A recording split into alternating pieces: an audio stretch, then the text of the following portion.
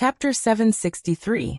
The end of May was not Leo, but the broadcast date of the episode of Jixin interview that Yang Yi and Murphy recorded in Shanghai. At the same time, it was also the time when their 2 English songs were officially released at night. Songji, the young girl who was previously mentioned. As a qualified fan, Songji naturally received the news early and sat in front of the computer early. She opened the Shanghai TV station's website and watched the show directly through the internet. They are indeed a perfect match. When Songji saw Yang Yi and Murphy walk out from the backstage, her eyes lit up and she couldn't help but sigh. Murphy's outfit had been carefully selected. The color, patterns, and materials looked simple, but it was definitely not simple. It gave people a gentle, quiet, and comfortable feeling. Yang Yi was wearing a suit, which was very rare. After all, Yang Yi rarely appeared in front of the camera. Even if he attended some events, he would wear casual clothes and wear whatever was comfortable. Songji didn't know if she remembered wrongly or what, but she felt that it was the first time she saw Yang Yi in a suit, and the effect of the suit was surprisingly good. Yang Yi's figure was too good. Usually it was covered by loose clothes, but now that he wore a suit, the clothes frame was propped up. He was like a model, slender, handsome, and solid. Interestingly, Yang Yi and Murphy might not be willing to show their affection in front of the camera, so they didn't walk out holding hands.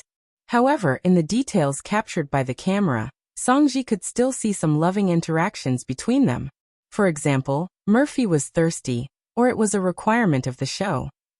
She took the sponsor's drink on the table, twisted it twice, and then handed it to Yang Yi. Yang Yi gently twisted it open and handed it back to Murphy. These actions were smooth and not pretentious at all. The show talked about a lot of interesting things about Yang Yi and Murphy's tour in Australia. At that time, did Yang Yi tell you in advance that he was going to give you a surprise? Or did he suddenly take out a guitar and sing for you? Luo Xian asked Murphy on TV with a gossipy face. It's not a surprise if you tell me in advance. Murphy smiled and said, actually, the situation at that time was like this. Before us, there was a boy who was confessing to his girlfriend. When he saw it, he suddenly didn't say anything and ran to borrow a guitar from someone else. So it was a last-minute decision? Luo Xian looked at Yang Yi. It was indeed an impromptu idea. At that time, I suddenly felt that it would be very interesting to sing a song for Murphy on such a beautiful beach. Yang Yi smiled and said, I've written the song a long time ago, but I've been hiding it. I wanted to find an opportunity to sing it for Murphy, but we're an old married couple. It's difficult to make it romantic and special. From a woman's point of view, I actually don't think it's a big deal to repeat the romance, as long as the man has such a romantic heart. Luo Xian smiled and said, Murphy, I think you must have a lot of thoughts when you saw the special surprise that Yang Yi gave you. Can you share them with the audience? Songji stared at the screen and pursed her lips as she muttered to herself. Of course it's happiness. Do you still have to ask? Murphy's answer was similar and concise. Have you ever thought that your public display of affection would be filmed by someone and uploaded to the internet, and even become popular in the West? Luo Xian continued to ask. We can't call that a public display of affection, right? Murphy looked a little embarrassed in the camera. Yang Yi chimed in and said, I also think that it can't be called a public display of affection, because everyone was playing on the beach. With some music to adjust the atmosphere, they also shared our happiness. But I really didn't expect that it would be uploaded to the internet. After a while, Luo Xian asked Yang Yi to sing I'm Yours. After last month, Songji had not heard this song for a while. After all, it was an English song and Songji preferred Chinese songs. This was considered a live version, and the sound quality of the broadcast was not bad. It was much better than the video taken by a passerby a month ago. Songji was soon intoxicated by Yang Yi's rhythmic and affectionate singing. In fact, it was not only Songji. Many viewers who were not Yang Yi's fans could not help but listen to Yang Yi's song when they changed the channel. After Yang Yi finished singing, they returned to the interview segment, where Luo Xian talked about Xixi. In the video, many attentive viewers noticed that Murphy had 2 children with her at that time, including your youngest son who was born at the end of last year? Luo Xian smiled and said, Yes, we always bring Shishi and Chunchin with us when we travel. Murphy nodded. We can't just leave them at home. Besides, I think it's more meaningful to travel with family, Yang Yi said with some emotion. In fact, Shishi and Tong Tong were also brought to Shanghai TV station at that time. During the recording, they stayed in the lounge with Mo Xiaowan. Shishi was also watching Yang Yi sing at that time. How did she react? Luo Xian asked. She was even happier than I was. Murphy smiled and said, happier than you? Luo Xian was surprised. Maybe she was proud of me. Yang Yi touched his chin. After all, many foreign tourists were cheering at that time. Shishi understands English, so she could understand that people were praising me. Cici can understand English? Luo Xian was a little surprised. Shishi grew up in the United States, so she has a foundation in English. She also learned a lot of English from the teacher in kindergarten, so she can understand and speak now. Her standard is not bad. Yang Yi explained. I'm curious. How do you educate your children at home? Now many viewers are especially fond of Shishi. If it weren't for you, I would have invited her to be my guest. Luo Xian said with a smile. Under Luo Xian's guidance, Yang Yi talked about how to raise a child, and Murphy occasionally chimed in. Although many of the single viewers like Songji were listening to the cute Shishi stories, there were still many parents who were interested in learning how Yang Yi and his family educated their children. I heard that Yang Yi also wrote another English song for you to sing. You're going to release it together with I'm Yours, right? Luo Xian brought up the finale. There's another song? Songji, who was a little bored at first, was suddenly energized. Yes, but I can't say that it was specially written for me. This song was sung for Shishi when he was telling her a story.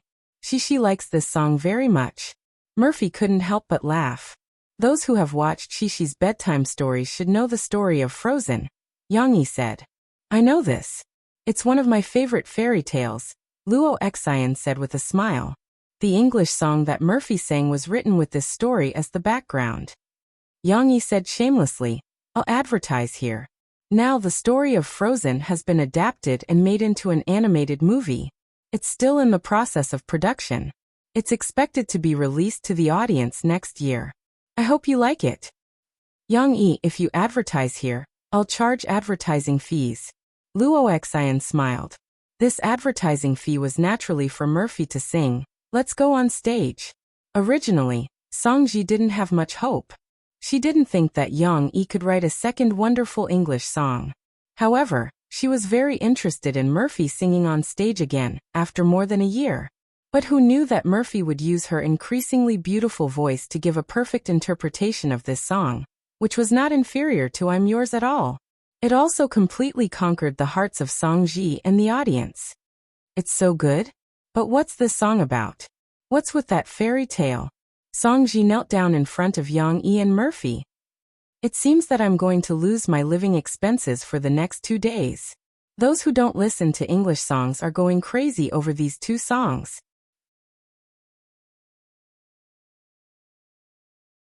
Chapter 764. June 1st, Children's Day, which didn't exist in Yang Yi's world, was a rare weekend. Just like last year, Yang Yi threw a small party for Shishi and her friends. In the courtyard of the Yang family's villa, Yang Yi brought the father's group to barbecue. As they barbecued food for their wife and children, they chatted about all sorts of topics. Of course, they were talking about men. On the other hand, Murphy led the mother's group to play with the 6-month-old Tong Tong and Chen Shiyun's 1-year-old brother by the flower bed. Hee. Nan Zhaoyu, you can't go back on your word. You have to do it dozens of times before you can come and find us. In the clean and bright villa with the open door, the laughter of a few young girls echoed in the room.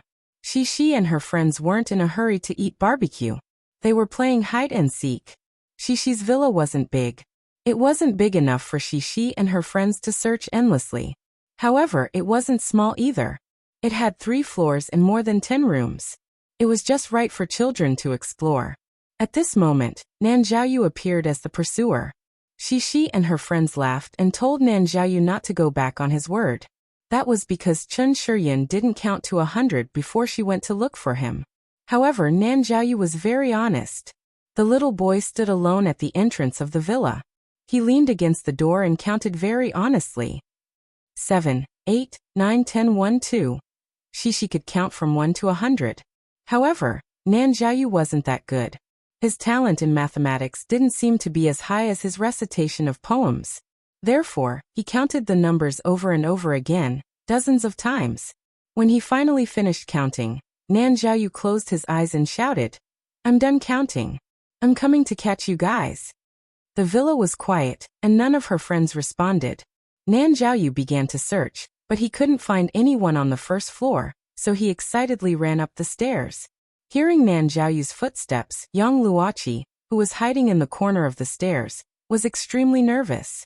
The little girl was a little afraid of enclosed spaces, so she didn't hide in the room.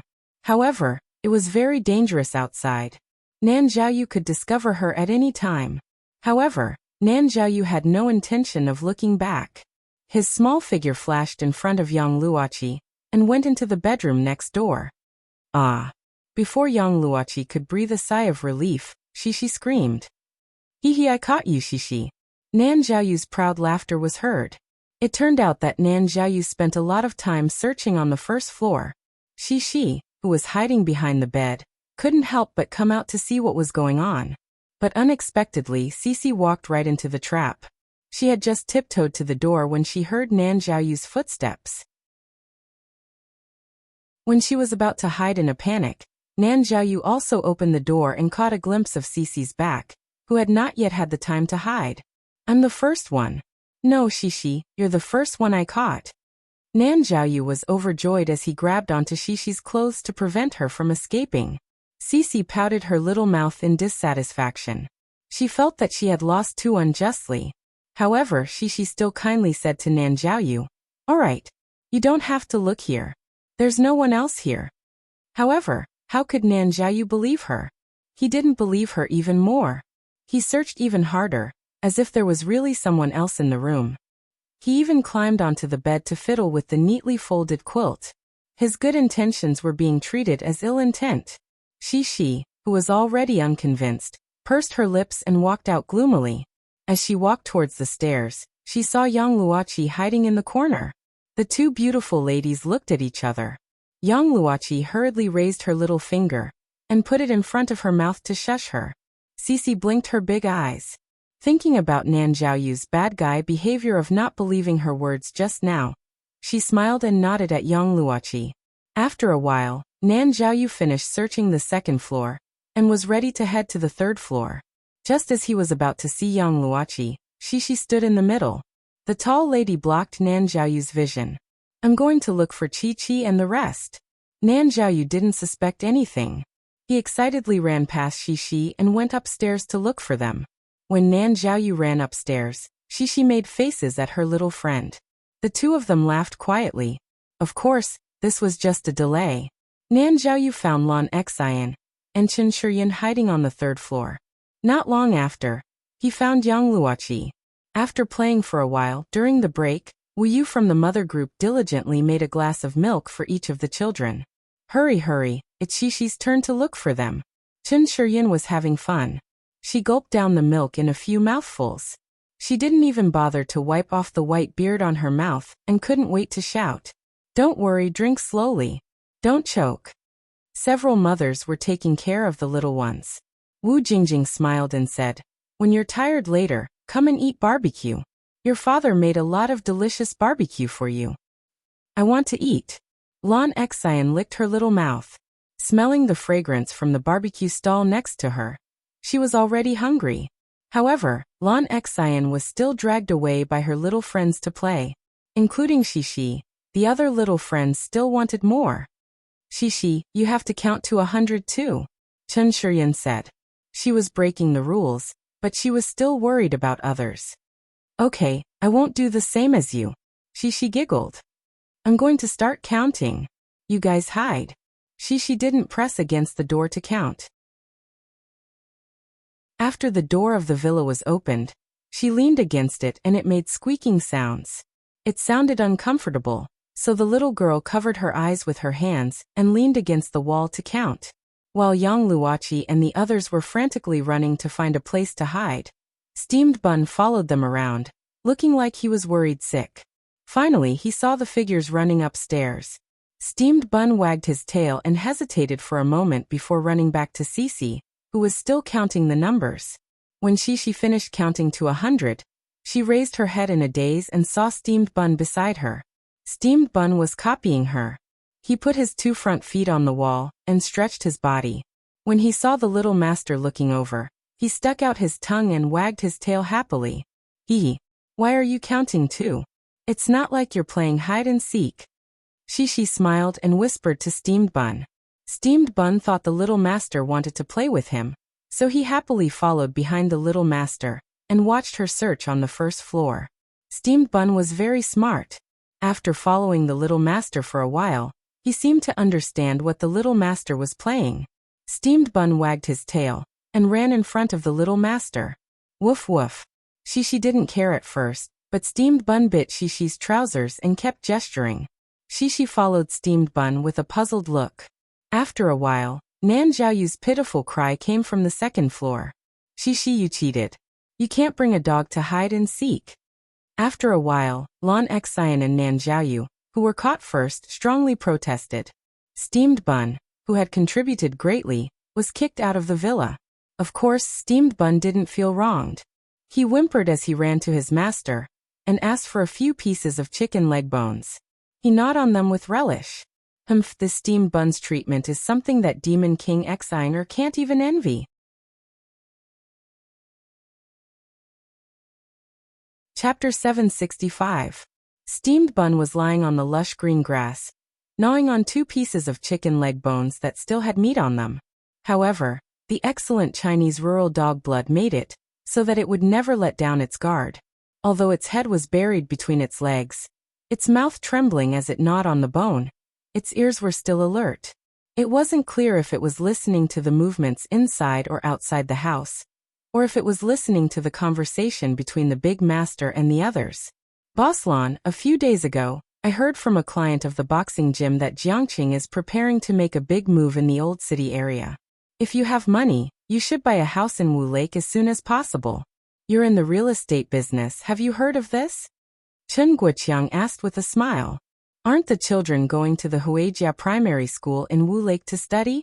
I was thinking that if there really is such a thing, we also plan to buy a house there. Whether it's investment or living there, it'll be more convenient.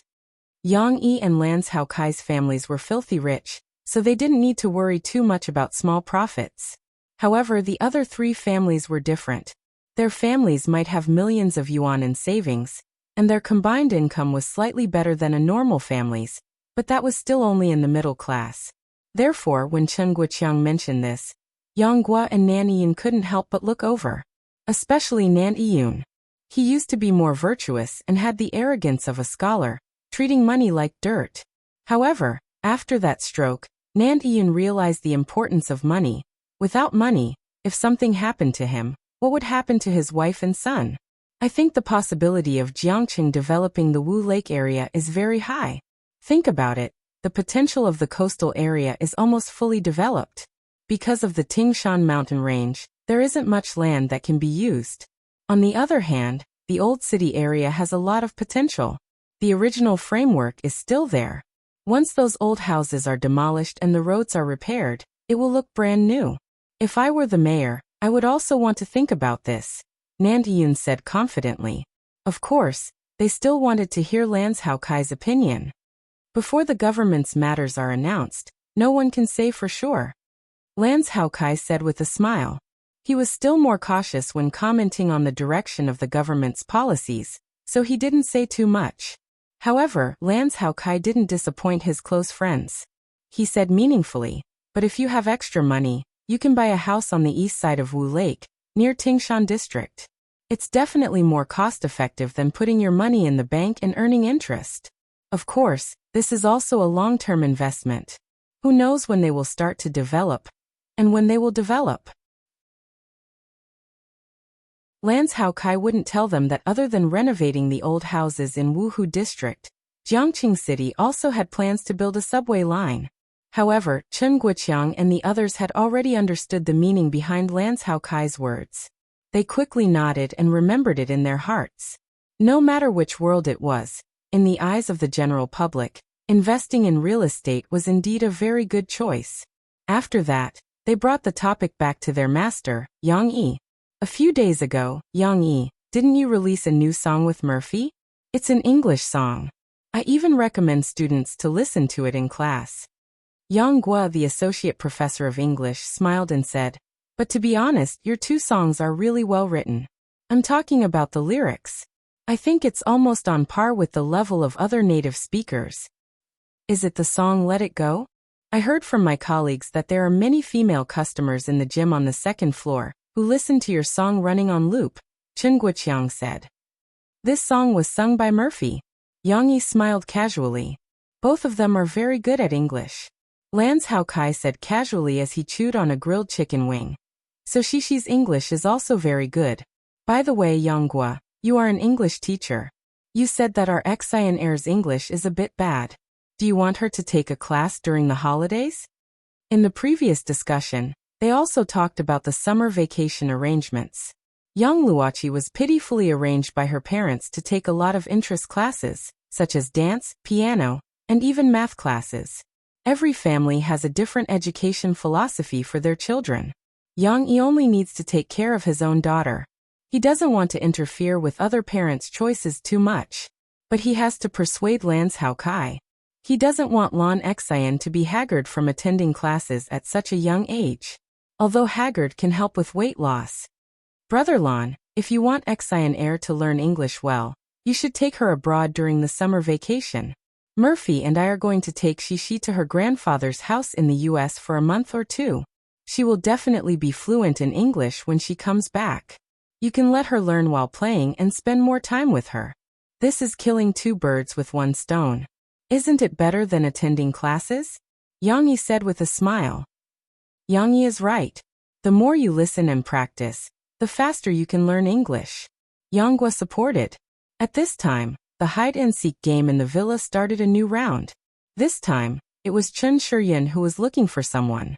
However, when Chen Shiyin was counting the numbers, Lan Xian quietly came out of the door and ran over to her father's group. Xian Air, why did you come out? Aren't you guys playing? Yang Yi noticed Lan Xian coming over before Lance Hao Kai and asked with a smile. I'm hungry. Lan Xian looked at the skewer of barbecued meatballs in Yang Yi's hand and said while swallowing her saliva. It seems that Yang Yi's question passed through her head like a gust of wind, leaving no impression at all. Come, here's some barbecued meatballs. Take whatever you want. Yang Yi brought over a large plate of barbecued meatballs and smiled as he gave Lan Xian her choice. Looking at the plate full of barbecued meatballs, Lan Xian's saliva flowed out. She finally moved her gaze away from the top and looked longingly at Yang Yi and said, Uncle Yang, can I take two? She was also a little greedy. Yang Yi said with a smile. Of course, if you can finish eating, this is all yours. Hehe. Lan Xian was so happy that she forgot to say thank you. She held a skewer of barbecued lamb in her left hand, and a long skewer of barbecued chicken wings in her right hand. She stood in place and couldn't wait to eat. As the little foodie ate, she stared at the food on her plate with eager eyes. Come sit down and eat. Lance Hao Kai finally came to serve the little ancestor. He moved a small stool for Lan Xian to sit on. Lance Hao Kai saw that his daughter was eating happily, so he also took a skewer of the meatballs that Yang Yi had just roasted. As a result, when he turned around, he saw his daughter staring straight at him. He couldn't help laughing. Hey, can't your father eat a skewer? The hide-and-seek in the villa was still going on. Chen Shiyin found the other friends, but she couldn't find Lan Xian. Where's Xian Air? Shishi and the others waited for a long time, and couldn't help but help to look for her. However, the four little guys turned the villa upside down and couldn't find her. Shishi went to the big balcony on the second floor. She tiptoed over the railing, poked half of her small head out, and called out in a crisp voice, Papa, have you seen Xian Air? Yang Yi was just about to answer. However, Shishi had already seen Lan Xian eating and drinking among the adults through the glass. The little girl turned her head excitedly and shouted into the house, I see her. Xian Air is downstairs. She's with her papa. I found her. How can you hide outside? Chun Shuyun's angry voice also sounded in the building. The army of thousands of people who were eager to denounce Lan Xian were rushing outside the house. Although there was a lot of noise there, Lan Xian was still eating her food wholeheartedly. She didn't even notice that her face was smeared with sauce.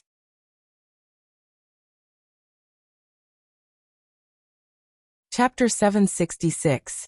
On the 3rd of June, Xingyao held a press conference.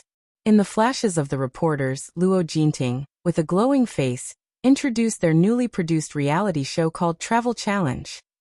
Our show's theme is travel, but what's more interesting than travel is the difficulties that the show will set for the guests. They need to challenge themselves and break through one obstacle after another. Xingyao teamed up with Xiangnan TV to produce this show.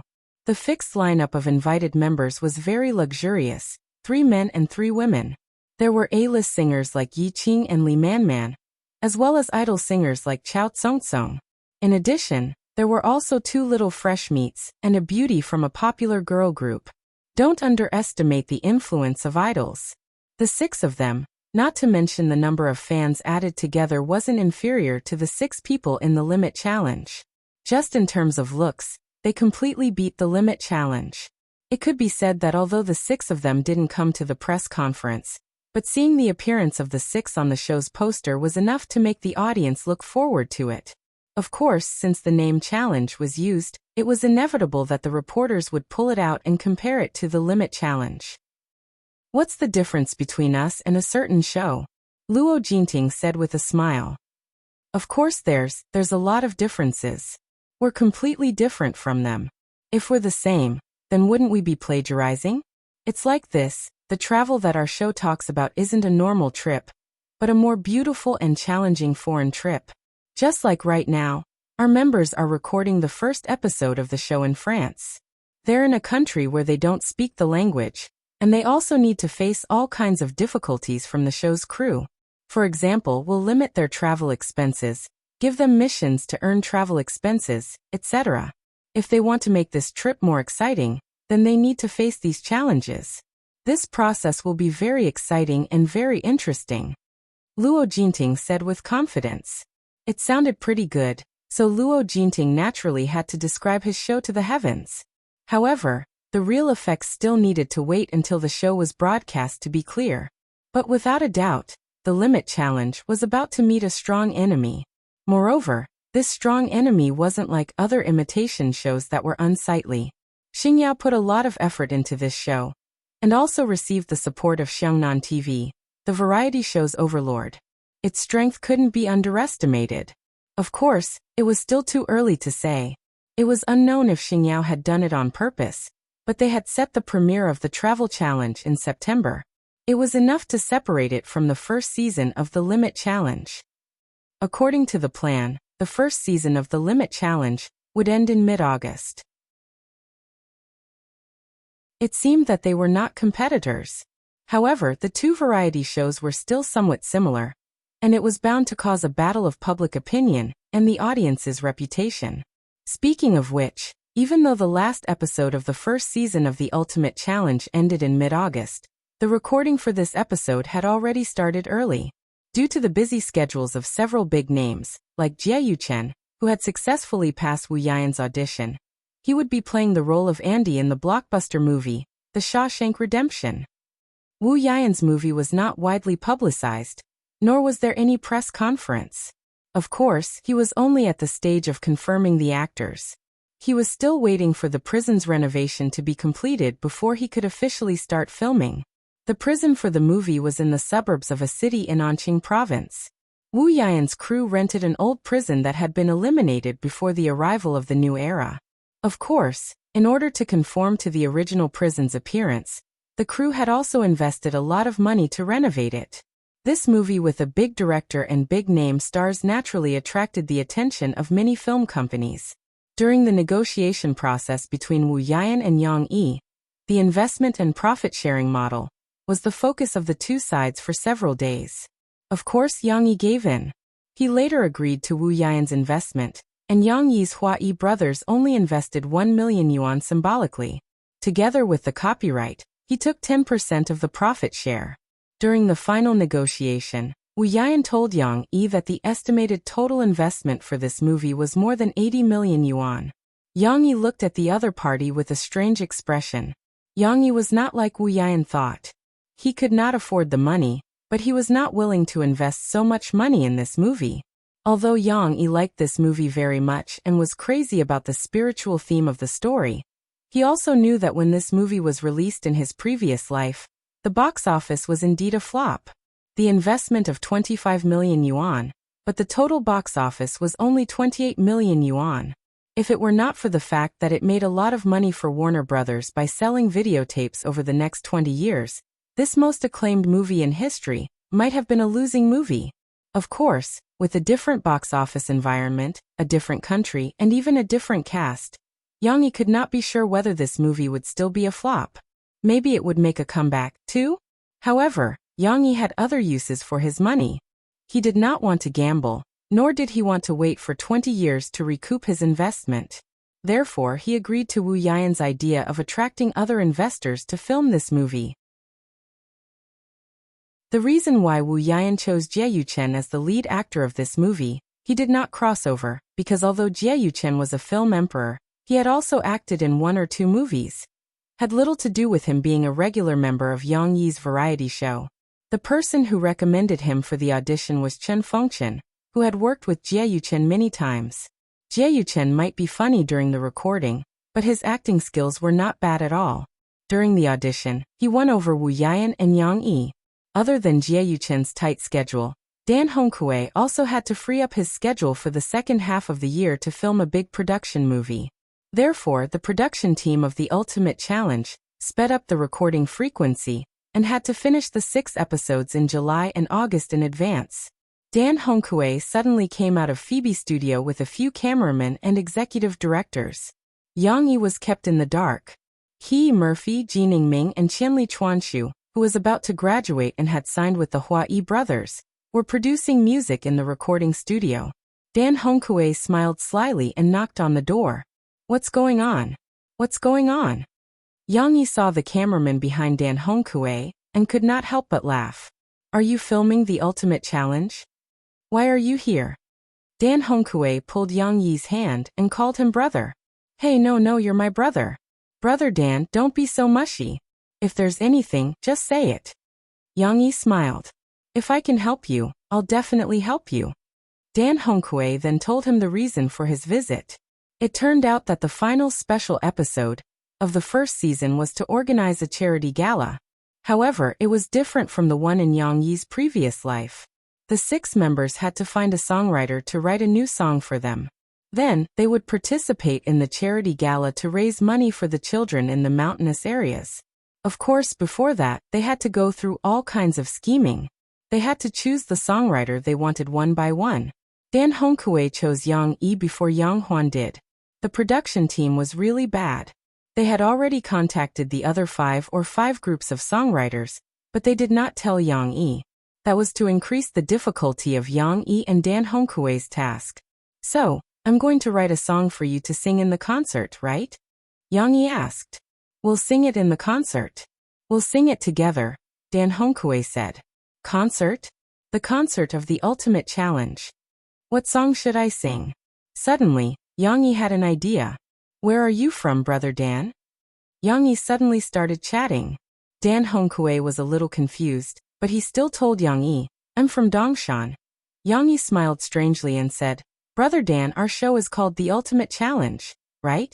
Since that's the case, I have an idea for my song. However, I might need you to do some challenges. For example, you'll have to practice singing in a dialect you don't know." "Dialect?" Dan Hongkui rolled his eyes and remembered the Cantonese song, "Love of a Lifetime," that Yang Yi released a while ago. He asked proudly, "You're talking about Cantonese? That's easy to learn and I know some too. For example, Thunder Monkey." Yang Yi held back his laughter. "Brother Dan, who told you I was talking about Cantonese?"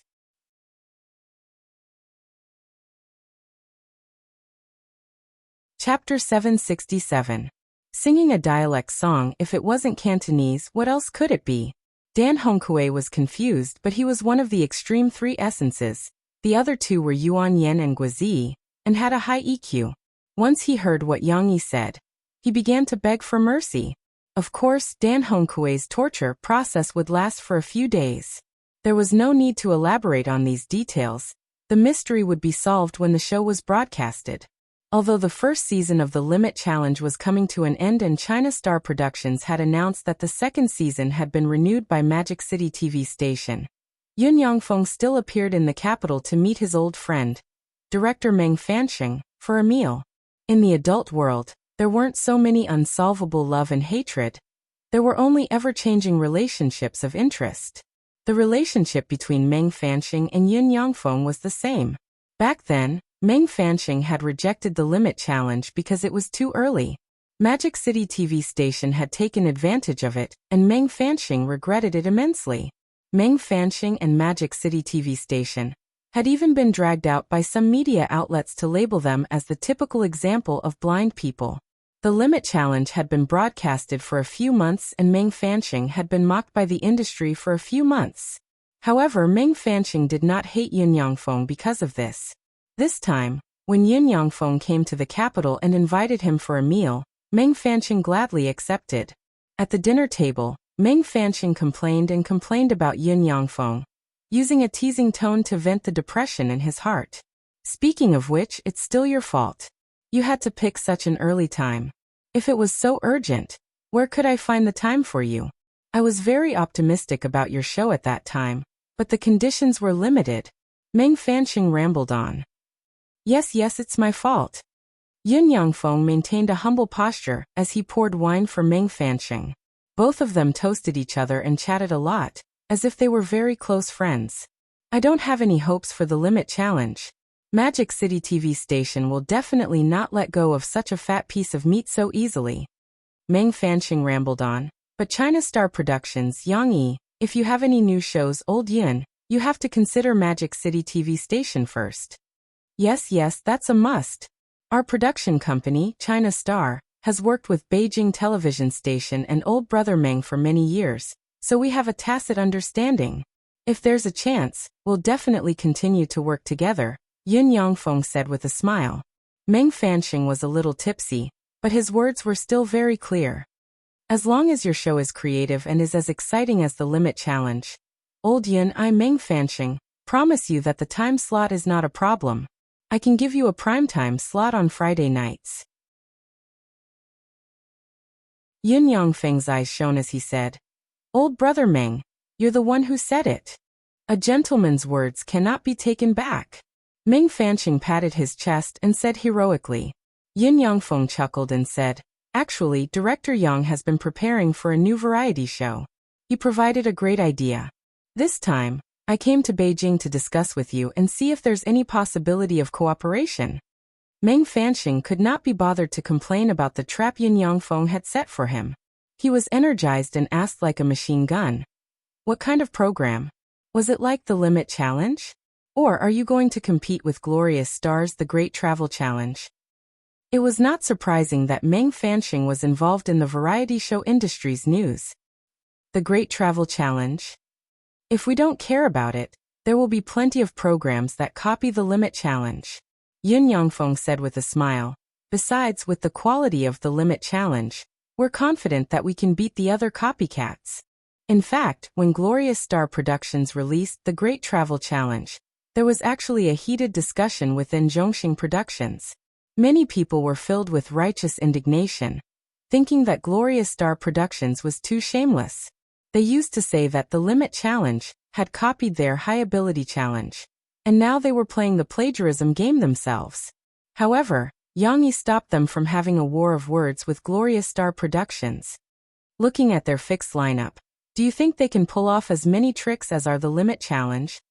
I think that their program looks interesting, but the result won't be very good. Even if it's good, it won't be as good as are the Limit Challenge. There's no need to spend too much effort on it. Instead of arguing with them, why don't we spend more effort on our program? Of the 6 fixed members of the Limit Challenge, 3 of them were young people who were not very famous in the beginning, and the 6 of them were not considered handsome or pretty. Yang Huan was considered pretty, but there was still a big gap between her and the idols and actresses. However, they had different personalities and were especially suited to the rhythm of variety shows. They could chat happily with any two of them, and different pairings could create different sparks. More importantly, none of the six of them slacked off during the recording of the program. Even famous stars like Dan Hongkue and Jie Yuchen, actors who were worth tens of millions or even hundreds of millions, put their lives on the line in the Limit Challenge, let alone the other three young people. How could a program recorded like this not be exciting? Looking at the fixed members of the Great Travel Challenge, almost all of them were popular celebrities, and more than half of them were idols. Yang Yi knew that they were no threat with their petite bodies. Then what's the new program you mentioned just now? Compared to the Limit Challenge, which one is more exciting? Meng Fanqing asked, perplexed. Using the Limit Challenge as a comparison, it seemed like Meng Fanqing was still brooding about missing out on this great program. Compared to the Limit Challenge? What's there to compare? One is a reality show, the other is a music variety show. Yin Yangfeng said with a smile. But I can tell you, old brother Meng, this program is just as exciting. Just like the Limit Challenge, it will change the structure of music variety shows. If you trust me, China Star Productions and the Capital Television Station will work together again and do something big. Although Meng Fanqing was drunk, his mind was still very clear. He was not so easily persuaded. He picked up a big mouthful of food to suppress his drunkenness and extended his arm to stop Yin Yangfeng from pouring more wine for him. It's not easy to make a music variety show. We already have the elite chart of new songs and these few music shows. Are you sure your show can surpass them? Of course, I'm talking about a revolutionary reform, Yin Yangfeng said proudly. In fact, Yin Yangfeng had seen the plan that the team had come up with. It was indeed interesting, but Yin Yangfeng could not tell if it would be successful. After all, there had been very few new music-related variety shows in recent years, so the market prospects were uncertain. However, in front of Meng Fanqing, he had to show a confident look. You've made me curious. What is your program like? Meng Fanqing asked. Yin Yangfeng smiled and said, let's do it tomorrow. I'll bring the proposal to your office tomorrow, and we'll talk about the program. Now was not the right time because there were still some confidentiality agreements to be signed. Meng Fanqing nodded lightly. Old brother Meng, don't forget your promise. As long as our program is exciting enough, you have to help us make time for Friday's primetime slot. Yin Yangfeng said worriedly. Of course, but the prerequisite is that it must be exciting enough. Meng Fanqing was drunk, but not drunk. He shook his wine glass and said with a smile.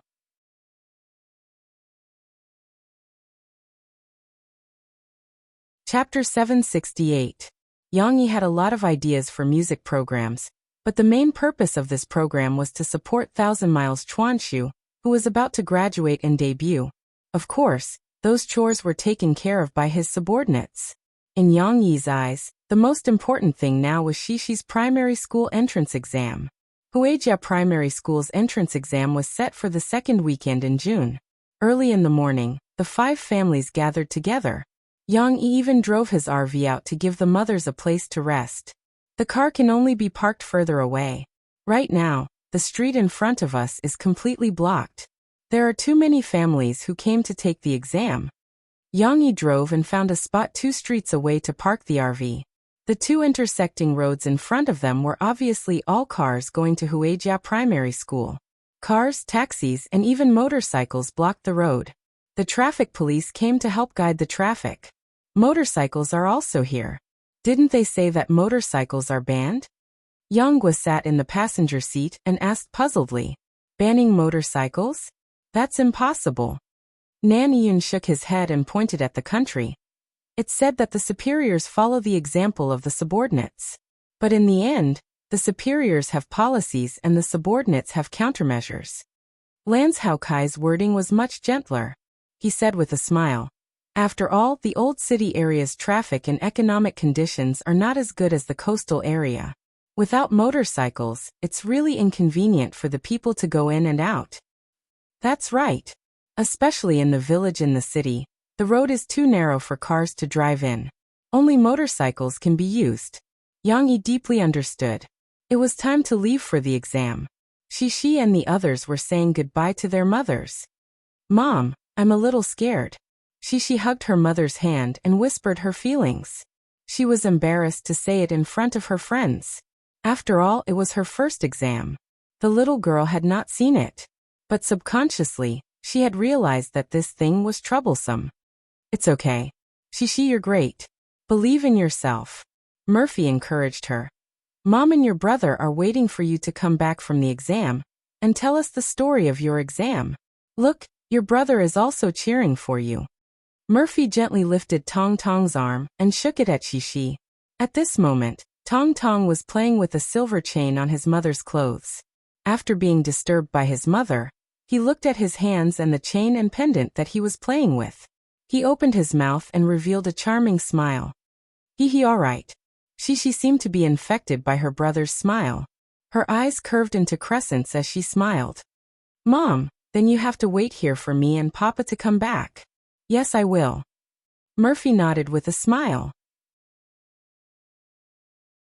Mo Fei thought that Cece had finished talking, but she didn't expect that the little girl still asked, Mama, you said that I am the best, right? Yes, you're smart and cute.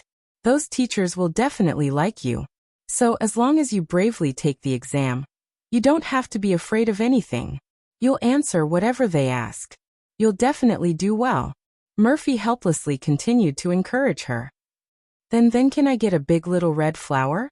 She blinked her big bright eyes and asked. Was there an end to this? Fortunately, Yang Yi, who had parked the car, came over. He squatted down and reached out to tidy up Shishi's collar. He said softly, It depends on how you perform, but Dad thinks that Shishi will definitely get a little red flower. When the time comes, Dad will hold it for you and give it to you when we get home. Today, Mo Fei dressed Cece up very much like how she dressed as a primary school student in The Fugitive. She wore a shirt and a skirt, and a small knitted jacket over the shirt. It looked simple and decent. She also wore a red and black checkered dress, white socks and black shoes. This outfit was simple and appropriate, giving people a refreshing feeling. Moreover, when Cece wore it, it gave people a lovely liveliness and sweetness.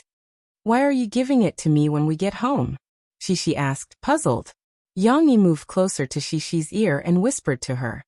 Because Dad is worried that if the teacher only gives you a little red flower and doesn't give it to Xian and the others, Xian and the others will be sad when they see it. So, Dad will give it to you when we get home. That way they won't be able to see it. Of course, the real reason was that he still had to go back and make a little red flower for his daughter. I understand. The little girl seemed to have received some secret from her father. She hugged her father's neck and giggled quietly, not daring to let her little friends see. Aya, are you all still going or not? Beside them, the most carefree Chen Shiyan didn't even want to say goodbye to her mother. Impatiently waiting, she started to shout loudly. Haha. The adults all laughed, which slightly diluted the tension in their hearts. If they didn't know that this exam was just a formality, the fathers might have been even more nervous. Even so, Lans Hao Kai still couldn't help but wipe away the sweat on his forehead. Boss Lan really hated exams. The 5 fathers led their 5 children through the crowded streets towards Huijia Primary School. Along the way, there were many parents and children like them. Some were led by their mothers, some were led by their fathers, and some were led by their whole families. Even their grandparents had joined them. Yang Yi was a big star, but right now, mixed in with the crowd, he was just an ordinary person. No one would pay attention to him. Today, the children were the main characters. Shishi's little hand was held by her father, so she didn't lack a sense of security. Her little head turned back and forth, looking around curiously. Especially after they entered the school. Shishi felt that there were so many new things that she couldn't take them all in. There were so many places that were different from kindergarten. The spacious school grounds, the spacious square, the tall teaching buildings, the tall flag-raising platform. There were also many sports equipment such as the ping-pong table, basketball hoop, badminton net, and so on. Shishi had never seen these things in kindergarten. When we come back from Grandpa's house, you, Xian, Chi-Chi, Shiyun, and Nan Zhaoyu will be able to study here in the future. Yang Yi saw his daughter's mesmerized expression and put his arm around her shoulders, patting her gently as he said gently, "This was a primary school. A bigger, more beautiful place." While waiting, Cece and a few of her friends gathered together. They chattered about their discoveries, and the excited expressions on their faces showed their yearning in their hearts. Of course, this was a rather simple thought. The little ones still didn't know that after entering primary school, there would be a lot of homework to learn. It would no longer be like kindergarten, where they could play every day. After a while, many teachers came down from the administration building to help guide the parents in an orderly manner, bringing their children to their respective waiting rooms to wait for the exam to begin. Perhaps because they were all gathered together for registration, Yang Yi and the others were also brought to a classroom. Parents of Lans Haokai and little Lan Xian, please prepare yourselves. Your exam will begin in 10 minutes. Later, there will be invigilators bringing you to the exam. Parents and children will be separated, but the exam time will be the same. The children will be interviewed in one classroom, while the parents will be doing questions in another classroom. After finishing the questions, you can bring your children home. The teacher in charge of maintaining order explained with a smile. Ah, we're the first? Boss Lan, who hadn't mentally prepared himself, was dumbfounded. Small beads of sweat appeared on his broad forehead.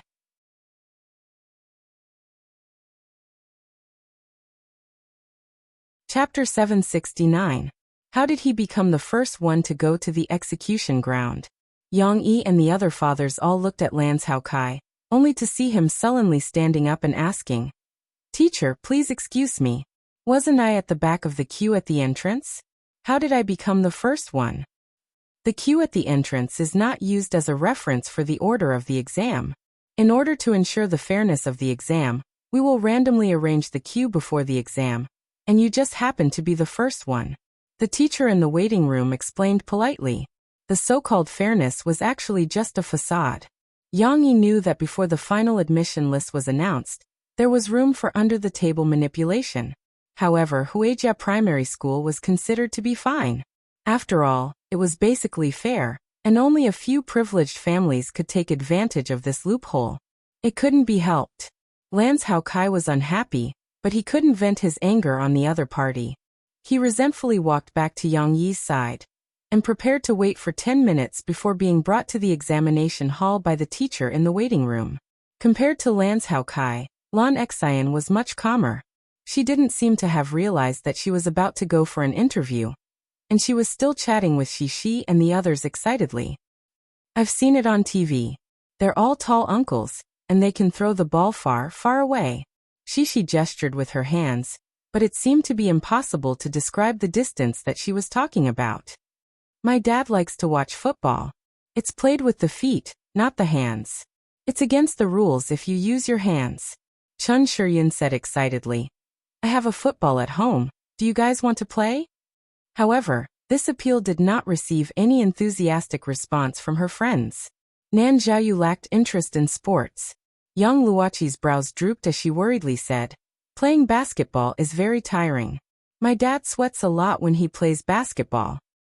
"I don't like tiring, it's not fun." Lan Xian decisively shook her head. Yang Yi and the others did not know whether to laugh or cry as they comforted Lans Haokai. Chen Guoqiang chuckled. "It's fine. Didn't we say that it's just a formality? The sooner we finish the exam, the sooner we can leave." "Don't say that out loud," Yang Guo complained. "It's not good for the child to hear it." Yang Yi patted Lans Haokai's shoulder and said with a smile, "After the exam, I don't think you can come back to the waiting room. You can go back to the car and wait for us." Lans Haokai was only a little flustered at first, but after all, he was also a person who had seen the world, so he quickly calmed down. He waved his hand and said, "It's boring to go back to the car. I'll see how it goes later. If you guys aren't back yet, I'll go with those who came back earlier and bring them to the restaurant to order something to eat."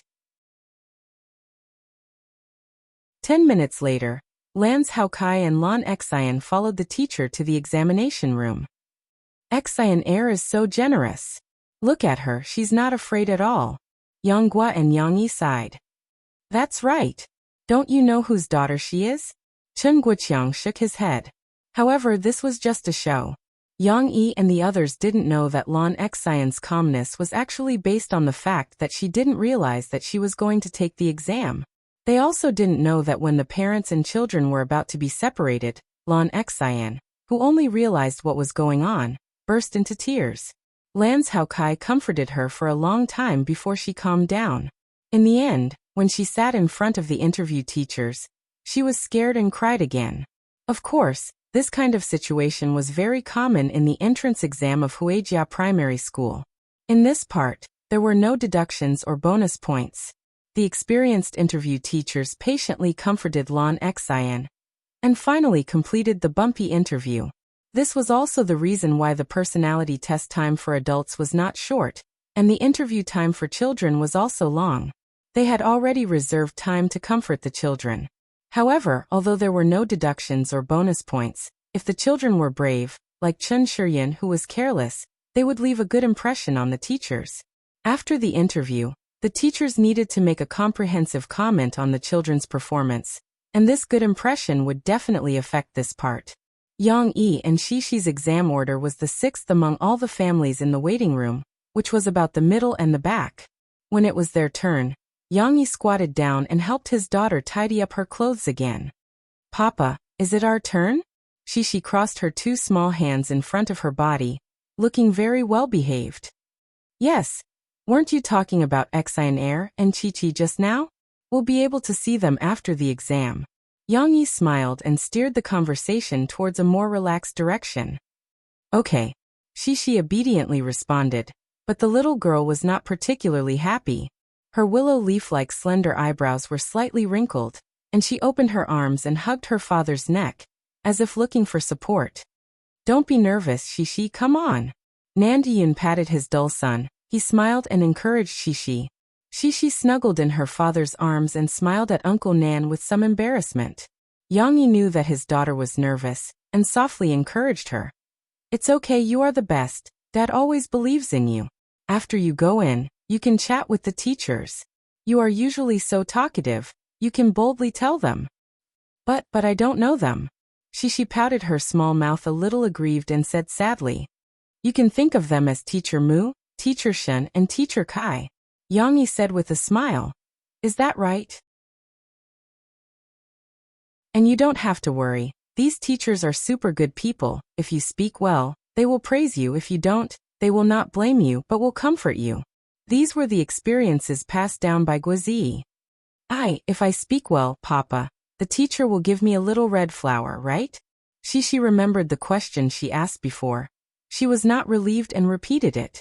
Yang Yi patiently accompanied Xixi to talk for a while. Finally, the teacher came. When they arrived at the corridor, the teacher told them that Yang Yi would go upstairs to the 509 examination room to take the written test, and she would take Xixi to the interview room.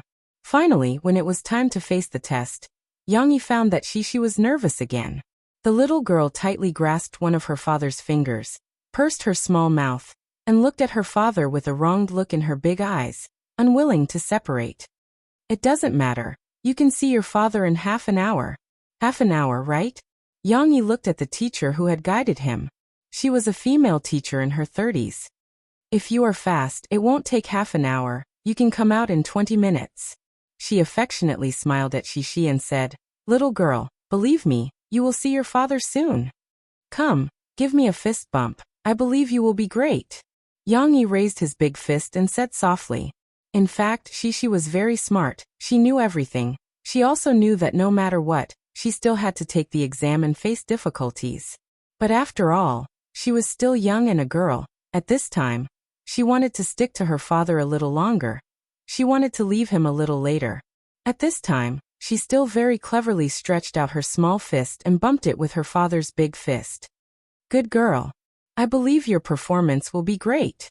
The female teacher was not stingy with her praise. She was used to coaxing these children. She knew what words they liked to hear. However, Xixi was not satisfied. She did not withdraw her small fist, but stretched out her little pinky, and softly said to her father, Pinky promise. And pinky promise. Yang Yi smiled and pinky promise with her. Papa, then you have to wait for me. Shishi pulled her father's finger and said seriously. And I will wait for you. Yang Yi nodded. Shishi was finally willing to follow the teacher to take the exam. Yang Yi looked at his daughter's back, secretly relieved. To tell the truth, Yang Yi was still a little surprised. When he saw Shishi was so nervous in the waiting room, he thought that she would cry all the way like Yang Luoqi. But Yang Yi did not expect his daughter to be so strong. Although she relied on him, she was very brave when she held the teacher's hand. However, Yang Yi began to be nervous. He was not worried about his exam. In the 509 examination room, Yang Yi calmly scribbled on the answer sheet. His speed was very fast, unlike other parents who slowly pondered one question after another. He basically had the answer with a glance. But in the process of doing the questions, Yang Yi was still worried about Shishi. How is Shishi now? When she faced the teacher's question, was she nervous? Or did she answer the teacher's question? Is she coming out now? No, I have to do it faster. I don't want Shishi to come out and not see her father. She will be disappointed.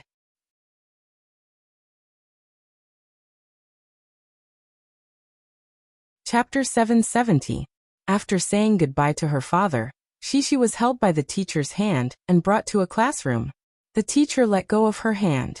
At this moment, the little girl's thin body looked a little weak and helpless against the backdrop of the big classroom. Shishi also stood there a little timidly, not knowing what to do. Only her big bright eyes blinked, her long eyelashes fluttered, revealing some curiosity in her nervousness. She saw some pictures pasted in the classroom, as well as the lively and interesting chalk drawings on the blackboard behind. Of course, there were also 4 teachers, 2 men and 2 women, sitting in the middle and smiling at her. Those drawings were very interesting.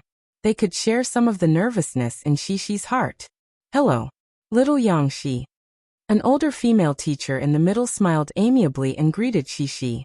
Shishi was still very nervous. However, she had received a good education since she was young. When Shishi heard others say hello to her, she subconsciously raised her little head and looked at the other party. The little girl hesitated for a moment and said softly, "Hello." Shishi's voice was very soft, like a mosquito's. She was timid and had a kind of tenderness that made people pity her. Come sit down first. Let's have a chat, okay? The female teacher stood up and gently held Shishi's hand. She led her to the table opposite them and sat down. She even pulled a chair for her. Little Yang Shi, what do your parents, mother, or friends call you? Oh right, I haven't introduced myself yet. My surname is Kai. You can call me Teacher Kai. Teacher Kai said with a smile. Teacher Kai was the chief examiner. She was mainly responsible for chatting with the child. The other 3 teachers were responsible for maintaining a smile, observing, and recording. Only one female teacher was allowed to chat with the child. This could reduce the fear in the child's heart. It had to be said that Teacher Kai was indeed experienced. A few simple intimate actions had closed the distance between her and Shishi's heart. And there was another reason. This teacher's surname was also Kai. Shishi, who was used to her kindergarten's Teacher Kai, suddenly felt much more familiar. Shishi hesitated for a moment and said softly, They call me Shishi. Very good. Then Teacher Kai will also call you Shishi. Is that okay? Teacher Kai smiled. Shishi nodded. Shishi, Teacher Kai is going to test you now. Do you know the names of your parents? Teacher Kai didn't return to her seat. Instead, she pulled a chair beside Shishi and sat down close to her. She turned her face and asked with a smile. This question was very simple. Shishi straightened her chest a little confidently and raised her voice a little. I know. My papa's name is Yang Yi. My mom's name is Murphy. Excellent. Teacher Kai gave Shishi a thumbs up and praised her. He had been praised. Shishi was a little embarrassed and smiled shyly. This was the first time she had smiled since she walked in. The sorrowful Dayu revealed a shy smile that melted one's heart. It didn't seem that difficult. Shishi gradually got into the mood after her nervousness was relieved. Okay Shishi, have you gone to kindergarten? Teacher Kai continued to chat with Shishi. Yes, I went to kindergarten yesterday, but I didn't go to kindergarten today because it's the weekend. I don't have to go to kindergarten on the weekend. She explained. This time, not only did she speak clearly, but she also added a lot of information on her own, as if she was worried that Teacher Kai didn't know. Teacher Kai was a little surprised by the change in Shishi's performance. Previously, she had thought that Cece was a particularly introverted girl, who needed to be coaxed slowly in order to communicate with her. However, she didn't expect that with just a few questions, Cece would answer more questions than she did. Then, can you tell me what you learned from the kindergarten teachers? Teacher Kai asked. It seemed that this question wasn't difficult to ask. Of course, I learned a lot. Shishi was in high spirits. She counted with her little fingers and said, I learned how to dance. I dance very well. Teacher Shin even gave me a little red flower. Cece didn't notice that a few teachers who were observing were scribbling on a piece of paper. For example, in the area of expressiveness, they had scribbled logical and eloquent boxes, and there were also columns for personality, thinking ability, and so on. Well, other than dancing and origami, I know how to fold a frog, hee. Shishi relaxed and even took the initiative to smile at Teacher Kai. This time she didn't wait for Teacher Kai to ask and said, I also learned English. Teacher Kai taught me English. The little girl remembered this interesting coincidence and couldn't wait to grab Teacher Kai's hand. She shook it and said, Teacher Kai, our teacher is also called Teacher Kai. Teacher Kai didn't mind Shishi's overstepping. Instead, she looked at the little girl's sweet smile and loved her very much. You learned English as well? That's amazing. How much English have you learned? Teacher Kai asked with a smile. Can you perform for Teacher Kai? How much English had she learned? Shishi couldn't answer this question. What kind of performance? Shishi asked, puzzled. Just let me see how much English you've learned. Teacher Kai explained gently. For example, you should know how to say apple in English, right? I know. Apple is apple. Shishi answered happily. She was full of pride to be able to answer Teacher Kai's question. Then let me ask you a difficult question. What do you say to a puppy? Teacher Kai asked with a smile. Initially, Teacher Kai thought that if Shishi could answer dog, she would be very satisfied. However, Shishi gave her a better answer. Puppy. Teacher Kai actually taught English. Shishi's answer sparked her curiosity about Shishi's English. She tried to ask more words, and even tried to use daily conversation. As a result, 5 minutes later, in the examination room, Teacher Kai and the other 3 teachers were dumbfounded. What the F***ck? Where did this child come from? Her oral English was better than theirs. Seeing someone else talking to Teacher Kai fluently in English, the 2 male teachers looked at each other in shame. One of them was a language teacher, and the other was a math teacher. They had long forgotten English. Now they couldn't understand what the kindergarten kid was saying. Shishi, did you learn English from your Teacher Kai in kindergarten? If it weren't for the Abbott exam, Teacher Kai really wanted to ask which kindergarten Shishi was in. She was so amazing. And my papa and mom can speak English too, Shishi said proudly, puffing out her small chest. It turned out that Teacher Kai found a little comfort because of the family atmosphere. Okay, next question. Teacher Kai felt that she should ask something else. Shishi, can you tell me something that made you the happiest? Describe it in detail. The 3 teachers who made the observation unanimously gave Shishi a full score on the English proficiency scale of 1 to 100 points. Following that, they avoided the sad option and looked at the language organization, ability below.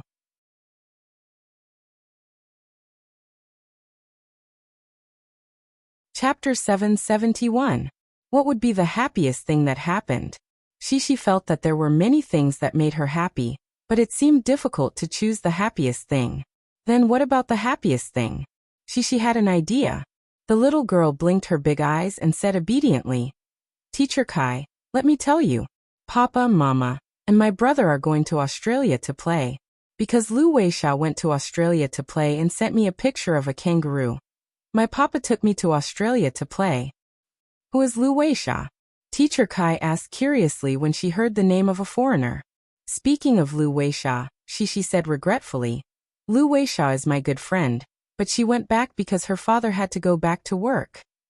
However, as she spoke, Shishi became excited again. But Lu Weisha is at her house so we can meet. My father has a computer, so he can call Lu Weisha.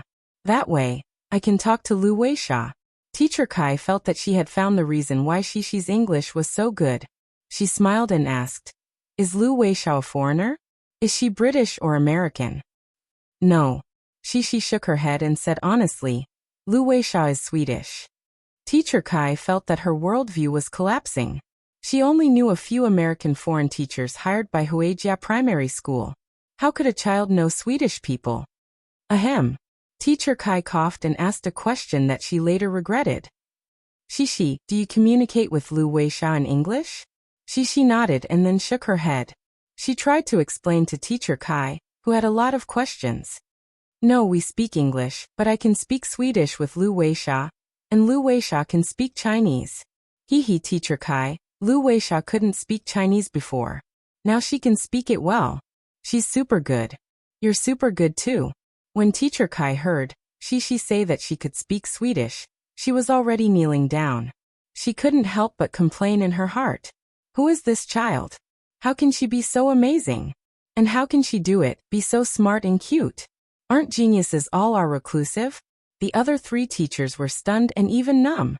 Of course, they were also complaining in their hearts. "Teacher Kai, this is not a question in the exam. Why are you asking so many questions?" Teacher Kai, who had suffered a blow, didn't want to confirm how much Swedish she could speak. She couldn't understand it anyway, so she couldn't confirm it. Teacher Kai forced a smile and said, "Okay Shishi, continue talking about the things that make you happy." When Shishi mentioned kangaroos just now, the teachers all felt that Shishi's happiest thing should be seeing kangaroos in Australia. But that wasn't what Shishi wanted to talk about. The little girl talked a lot, and finally talked about how she and her father went to the sea to find big fish. There were so many dolphins. They would jump up like this. Oh, jump down, jump up, jump down. Cece wasn't trying to be funny at all. The little girl even used her little hands with a serious expression to make a dolphin jump on the surface of the sea. My papa said that dolphins are also big fish, because Cece talked about a lot of popular science again. She had heard all of this from her father. The little girl might not remember all of it, but she could still repeat a lot of it. Teacher Kai was a very nice person. Although she had suffered a blow, and even began to doubt whether her smart and cute child was a little stupid compared to the little girl in front of her, her attitude toward Shishi was still gentle and patient as always. Even though Shishi said a lot of nonsense when she was talking about her happy things, Teacher Kai didn't feel annoyed and listened to her with a smile. "So the happiest thing that you felt was going to the sea with your father and seeing dolphins, right?" Teacher Kai summed it up with one sentence. Shishi nodded. "Very good. You told Teacher Kai a very interesting story." Teacher Kai gave Shishi a thumbs up again. Shishi smiled sweetly. She sat on the chair, twisted her little butt, and looked at Teacher Kai expectantly. She was somewhat unsatisfied with the next question. Was this an exam? No, the exam had long been forgotten by Shishi. Now Shishi felt that Teacher Kai was as good as her kindergarten teacher. They both liked to listen to her stories. Teacher Kai looked at the time and said, "Okay, Shishi, Teacher Kai is going to ask the last question. After you answer this question, the exam will be over. The question is, let's say you go shopping with your parents." Shishi blinked her big eyes and listened attentively to the question. Hearing this, the little girl's eyes lit up and she smiled happily. She liked shopping. And if she went shopping with her father would buy her a lot of teddy bears. However, Teacher Kai didn't ask this question this time. She talked about a question that Shishi had never encountered or even thought about. If you accidentally got lost with your parents and couldn't find them in a very big shopping mall, what would you do? Shishi was stunned. Shishi really didn't understand this question. Yang Yi was a big idiot. He had never thought of teaching Shishi this question. But it was also true. Yang Yi usually took Shishi out and put his daughter's matter first. He had never thought of the problem of Shishi getting lost. More than 10 minutes later, Yang Yi picked up Shishi with the help of the teacher. On the way back to the RV, Shishi told her father somewhat unhappily that she didn't know how to answer this question. Later, Teacher Kai said that I could go to the security guard uncle. Shishi pouted and said. Teacher Kai kindly told Shishi that it didn't matter if she couldn't answer this question, but she had to know how to deal with emergencies in the future. In addition to going to the security guard uncle, Teacher Kai also taught Shishi to go to the front desk and ask for a missing person broadcast. She also had to pay attention to the content of the broadcast. Of course, Shishi didn't understand the concept of a missing person broadcast at all, so she didn't say it out loud. Yang Yi touched his nose. He also realized his negligence. Besides blaming himself, he quickly thought of a solution. You can do this too. You can tell others that I got lost with my father. Can you lend me your phone to call my father? Yang Yi said. You have to remember my father's phone number. 13XXX. Yang Yi read out a string of numbers. Do you remember? Shishi's memory was good. She could repeat it after hearing it twice. Of course, Yang Yi would test Shishi again in the future to deepen her memory. Wait, you can't just borrow someone's phone because you don't know if he's a good person or a bad person. You can go to a public phone booth, but that won't work. Forget it. When I go back, I'll make you a portable phone. Next time, when you go out, you can hang it on your body. That way, if anything happens, you can call me, Yang Yi said. The more he thought about it, the more new ideas popped up. For example, he could take out the chip from the SIM card and make a phone disguised as a necklace. Shishi only needed to press a button on the phone, and the necklace would automatically call him. Oh right, he could also add a GPS function. Even if Shishi didn't call him, he could still find her through the GPS function. Not only would it come in handy if Shishi got lost, but if Shishi was in danger, he could also find her in time. Yes, he could also make one for Murphy and Tong Tong. Yang Yi could disguise this thing as a wooden necklace. The more Yang Yi thought about it, the more he felt that these things were necessary. Even if life was very peaceful now, Yang Yi had to be vigilant in times of peace. Yang Yi didn't notice that Shishi was actually more concerned about her not being able to answer the question. Papa, did I do a bad job? Teacher didn't give me a little red flower? Shishi waited for her father to finish his self-satisfaction, pouted her little mouth, and asked with grievance. Ah. Yang Yi came back to his senses and said with a smile. How could that be? You did a good job. Didn't the teacher just say that you were very obedient?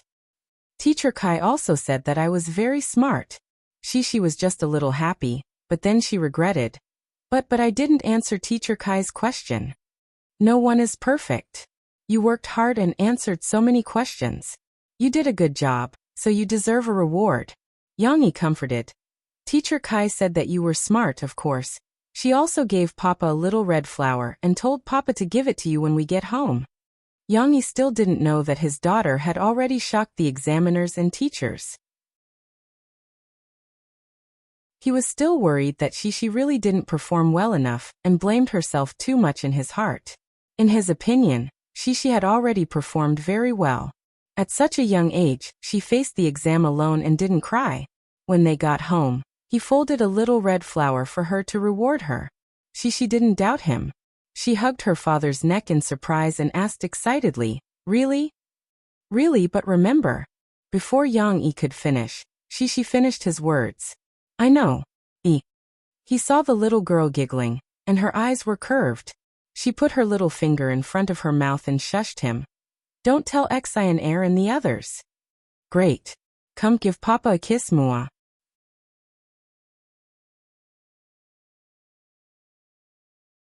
Chapter 772. Shishi is here too. Yang Yi carried Shishi to the private room of the restaurant. Wu Yu, who had sharp eyes, smiled and clapped her hands. Everyone was cheering for the return of a hero. This made Shishi, who was still immersed in the emotions of having a secret with her father, a little shy. She turned her head and hid in her father's arms, laughing shyly in her father's neck. Come down and let Mom have a look. Murphy opened one hand.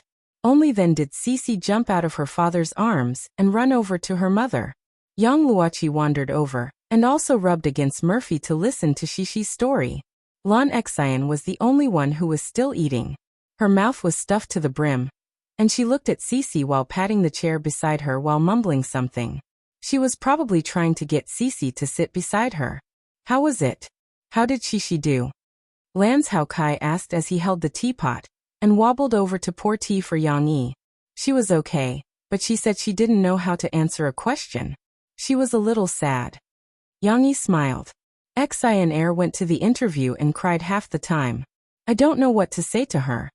Lance Hao Kai shook his head, but he wasn't worried. Even if she didn't do well, she wouldn't fail. Young Luoqi was the same. The little girl's eyes were still red. What question did she not know how to answer? Wu Yu asked curiously. Yang Yi told them. Immediately, the fathers and mothers said that this question was very good. They should let the children learn how to deal with some special situations. They talked and laughed, but Chen Shiyun's mother and Nan Zhaoyu's mother didn't talk so enthusiastically. After all, they were still anxiously waiting. When they returned home in the afternoon, and only Yang Yi and his family were left, Yang Yi said to Murphy proudly, Actually, I was too embarrassed to say this in front of them. Among these children, I think she performed the best. Chen Shiyun didn't cry either, did she? Murphy laughed. It's not just that she doesn't cry. I heard from Shishi that she answers questions very well.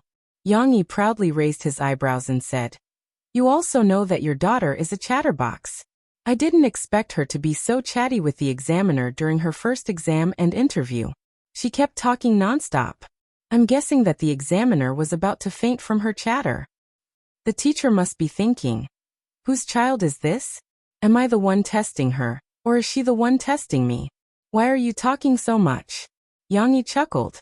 What Yang Yi didn't know was that his daughter had embarrassed the teacher so much that he was speechless. Look at how proud you are. Why didn't I see you being praised by the teacher? Murphy laughed. Mine is different. Mine is a written exam, and I fill in the answer sheet. Yang Yi explained. Shishi and the other children went for the interview one by one, and several teachers faced each other. We are all parents in the same round of the exam, and we are all gathered in the same classroom to do the questions. Papa, where is the little red flower that Teacher Kai gave me? At this moment, Shishi, who hadn't changed her clothes, ran back from the side hall after playing with Xiao Guai and the others.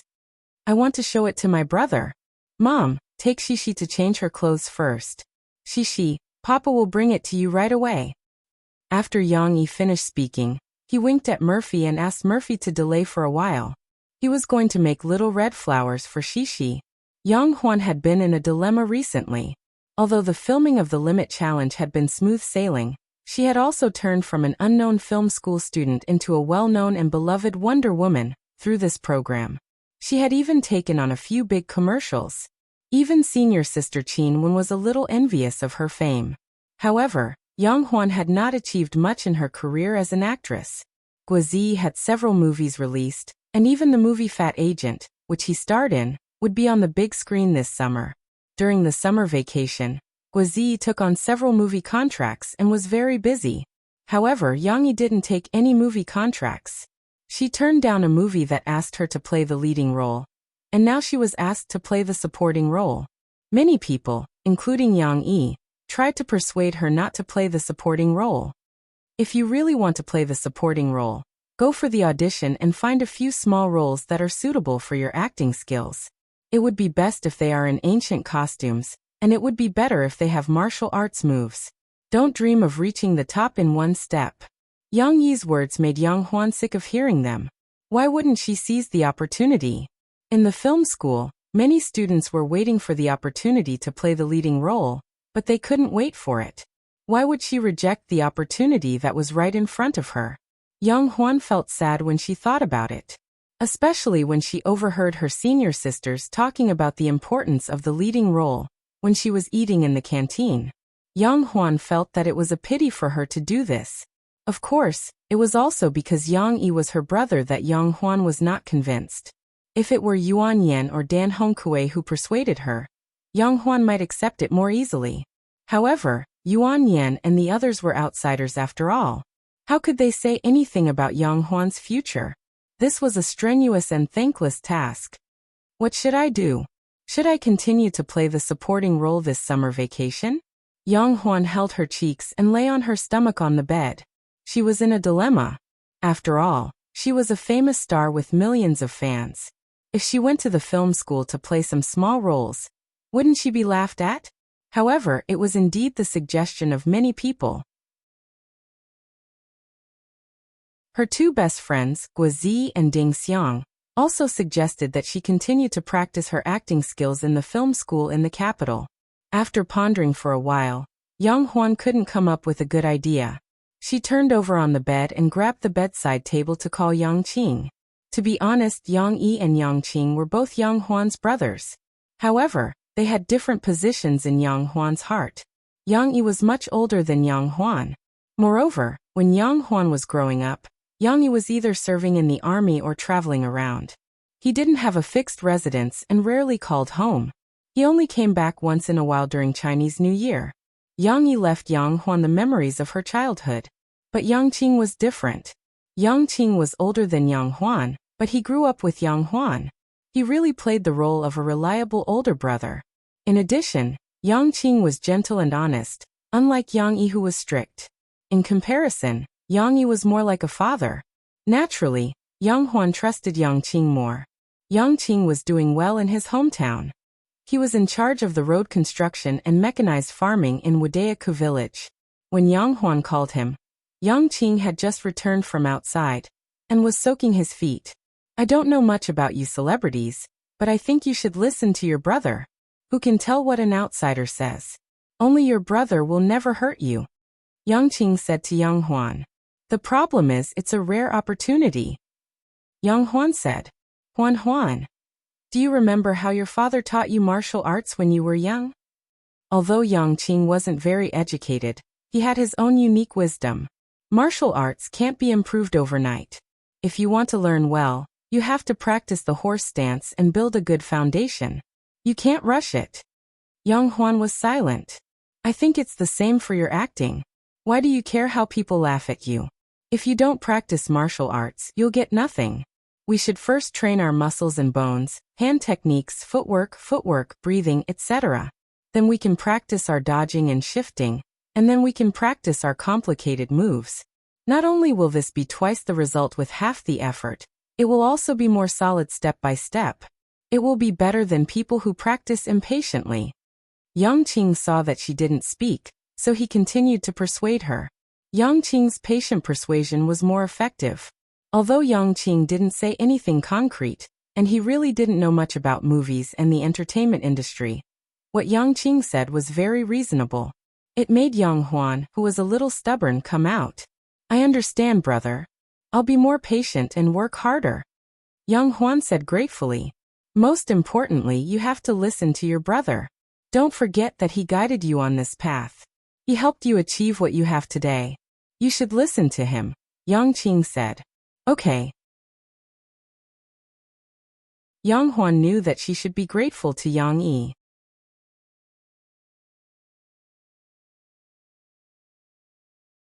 Chapter 773. After taking the exam of Huijia Primary School, Shishi was considered to be half a step into elementary school, although the results were not out yet. Of course, she was also about to graduate for the first time in her life. Kindergarten graduation. Normally, kindergarten graduation didn't receive any special treatment, but Springfield Kindergarten was different. They would make a commemorative album, which included photos of all the children and teachers in the upper class, as well as some wonderful photos of activities in the kindergarten. This album would be given to each child at the small graduation ceremony, held by Springfield Kindergarten as a souvenir. We should also make something for Teacher Mu, Teacher Shin, and Teacher Kai as a souvenir, to thank them for their careful teaching in the past 2 years, don't you think so? That evening, when Shishi came back from kindergarten, Yang Yi suggested. This was called thanking the teachers for their kindness. Yang Yi didn't like to make it too complicated, as it was full of the smell of money. Making handicrafts and giving them to Shishi's teachers could not only let Shishi participate in it, but also express Shishi's feelings well. It was much more meaningful than treating them to a meal. Shishi nodded briskly. She propped herself up on the sofa, and her big eyes showed great interest. She asked, Then Papa, what should we make? What handicrafts do you want to give to the teachers? Yang Yi asked. This was too difficult for Shishi. How could a little girl have any good ideas? Well, Papa, you can make a little red horse, so that you can give it to the teachers. She tilted her little head, thinking and pouting her little mouth. That won't do. You have to make it. Papa can help. Papa has almost finished making the little red horse, so it can't be considered as yours. Moreover, this is a specialty of Lu Weixiao's hometown, so it's not appropriate for us to give it to her. Yang Yi laughed. But okay. Then what should we make? She hesitated for a while, and then kicked the ball back to her father. This was indeed a difficult problem.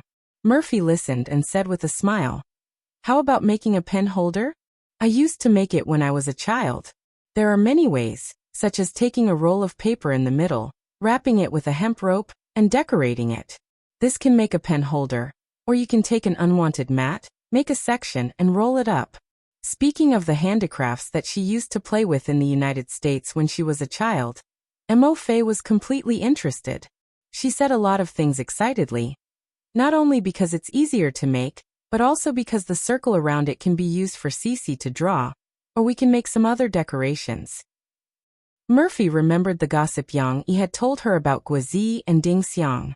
She even went to the house to see the seashell birds that Guozi had bought for Ding Xiang. Murphy said happily, We can use seashells to decorate it. When we go to the beach in the coastal area, you can personally find some beautiful seashells on the beach, and we can paste them on it. This pen holder will become even more beautiful. Cici was listening happily at the side. The little girl waited for her mother to stop for a while before she interrupted with a smile. Mama, I know. Teacher will like it more if I draw on it, right? Yes. That's right. Murphy wanted to continue. However, she still held her mom's hand excitedly, and she said anxiously, Then Mom, can I draw Xiao Guai? Xiao Guai is super cute, and Teacher Shen likes cats very much. She has 2 cats at home, and I've even seen photos of them. One of them is very, very big, but it's not like Xiao Guai, and it's not black. All right, the little girl was rambling on, and she didn't know where she was going. Yang Yi and Murphy looked at each other and smiled bitterly. Murphy couldn't take back the topic, and in the end, they had to wait for Xixi to finish before Yang Yi took over from Murphy to conclude. All right, we'll make 3 different pen holders for the 3 teachers. All right, sit down. I'm going to announce the specific division of labor now. Yang Yi said. Xixi's eyes lit up. This was one of her favorite segments recently. The little girl walked around nimbly, climbed onto the sofa, and sat next to her mother obediently. She looked at her father and listened attentively. Now I'll appoint your mother as the technical director. She'll be responsible for the technical guidance of the penholder production. Yang Yi said solemnly. Xixi turned to look at her mother and giggled. Got it. I'm the technical director. Murphy was playful. She held back her laughter, put on a straight face, and nodded solemnly. Then Comrade Xixi. Yang Yi looked at Xixi. Xixi, who turned her head, immediately straightened her little chest. Comrade Xixi will be the artistic director. You'll be responsible for making the pen holder beautiful. Can you complete the difficult task given to you by the organization? Yang Yi held back his laughter and asked solemnly. Yes, I can. Xixi's movements were more serious, but she couldn't look serious. She smiled and said sweetly. Then, your father will be the logistics supervisor. I'll be responsible for preparing the materials for you. Yang Yi waved his hand and ended the important division of labor. What about little brother? Xixi asked as she pointed at Tong Tong, who was sitting on the sofa and holding a toy cart. Tong Tong seemed to have realized that his sister was calling him. When his father and mother looked over, the little guy also raised his little head and looked over. Yeah. Tong Tong liked the feeling of being noticed. He happily waved his other little hand and greeted his sister. However, the little guy didn't sit very firmly. He lost his balance and almost fell back on the sofa. Of course, Murphy supported him in time. After the little guy sat firmly, he giggled even more happily. He even threw away the toy cart and clapped his 2 little hands. This was what Murphy taught him. The little guy could now imitate some simple actions. Little brother will be the quality supervisor. He'll watch us do it. If it's done well, he'll clap his hands. If it's not done well, he won't clap his hands. Yang-yi said with a smile. Okay. Little brother will also have a job. Shishi smiled and slipped off the sofa. She picked up the toy cart that Tong Tong had thrown to the ground and playfully shook it in front of Tong Tong's eyes. Tong Tong blinked his eyes. He quickly realized that his favorite toy was in his sister's hands. The little guy immediately stretched out his little hands and cried, "Ai," wanting to take it back. Big sister will give it to you. You have to clap your hands for big sister. You can't not like the pen holder that big sister made, okay? Shishi handed over the toy cart and muttered to Tong Tong. Tong Tong ignored her words. He grabbed the toy cart and stuffed it into his mouth. When he opened his little mouth, 2 half-grown front teeth could be seen. They looked like small grains of rice. Of course, the toy cart was a little big and couldn't be stuffed into it. However, he could gnaw on it. For example, he could gnaw on a tire. When Shishi saw this, she quickly pulled her little brother's hand and shouted, "No, you can't put it in your mouth." Tong Tong's little hand was held down, so he couldn't gnaw on the toy cart. He immediately pouted his little mouth and looked at his mother. Big sister is right. You can't put the toy in your mouth. Mommy also told you that you can't. Murphy smiled and shook her right index finger at Tong Tong. Tong Tong could understand this gesture. He would definitely feel wronged, but Murphy still insisted on teaching him some things that he shouldn't do. This wasn't just because these actions weren't good. Murphy also taught him this because at the infant stage, Tong Tong's ability to suppress his desires was limited. If he didn't learn how to suppress his desires, he would develop a willful personality in the future.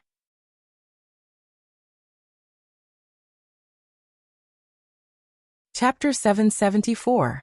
It was late at night, and Shishi and Tong Tong had already entered their sweet dreams. In the brightly lit study room, Yang-yi was still burying his head in front of his desk, fiddling with some things. Although there were many things on Yang-yi's desk, they were not messy. Some of the components were neatly arranged in a row on a piece of black flannel, and the other small tools were neatly inserted into a cloth bag. The cloth bag was aligned with the black flannel and was of the same length. Knock knock. Someone knocked on the study room door. "Come in," Yang-yi called out without raising his head. He was installing a small screw on the hanging magnifying glass, so he did not have time to get up.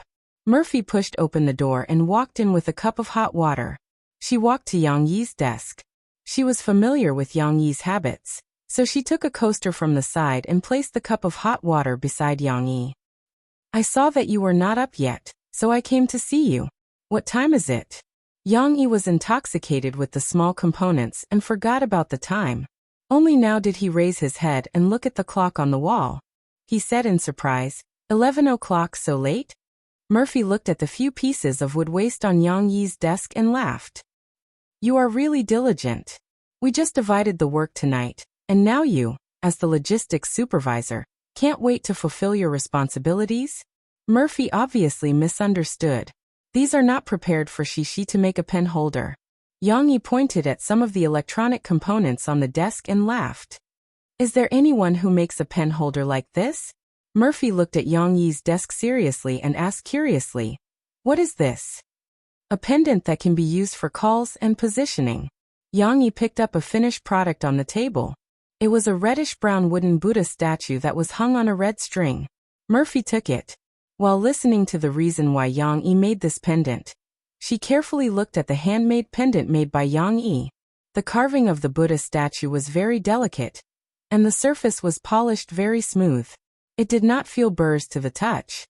She brought it to the tip of her nose, and could even smell a faint fragrance. It was very faint, but Murphy could still smell it. Seeing this, Yang-yi explained with a smile, "This is made of red sandalwood. If you wear it for a long time, it will turn purplish black. It's very beautiful." "You did all this? The Buddha statue is so beautiful." Murphy couldn't help but praise. He of course. "I've been practicing for many years.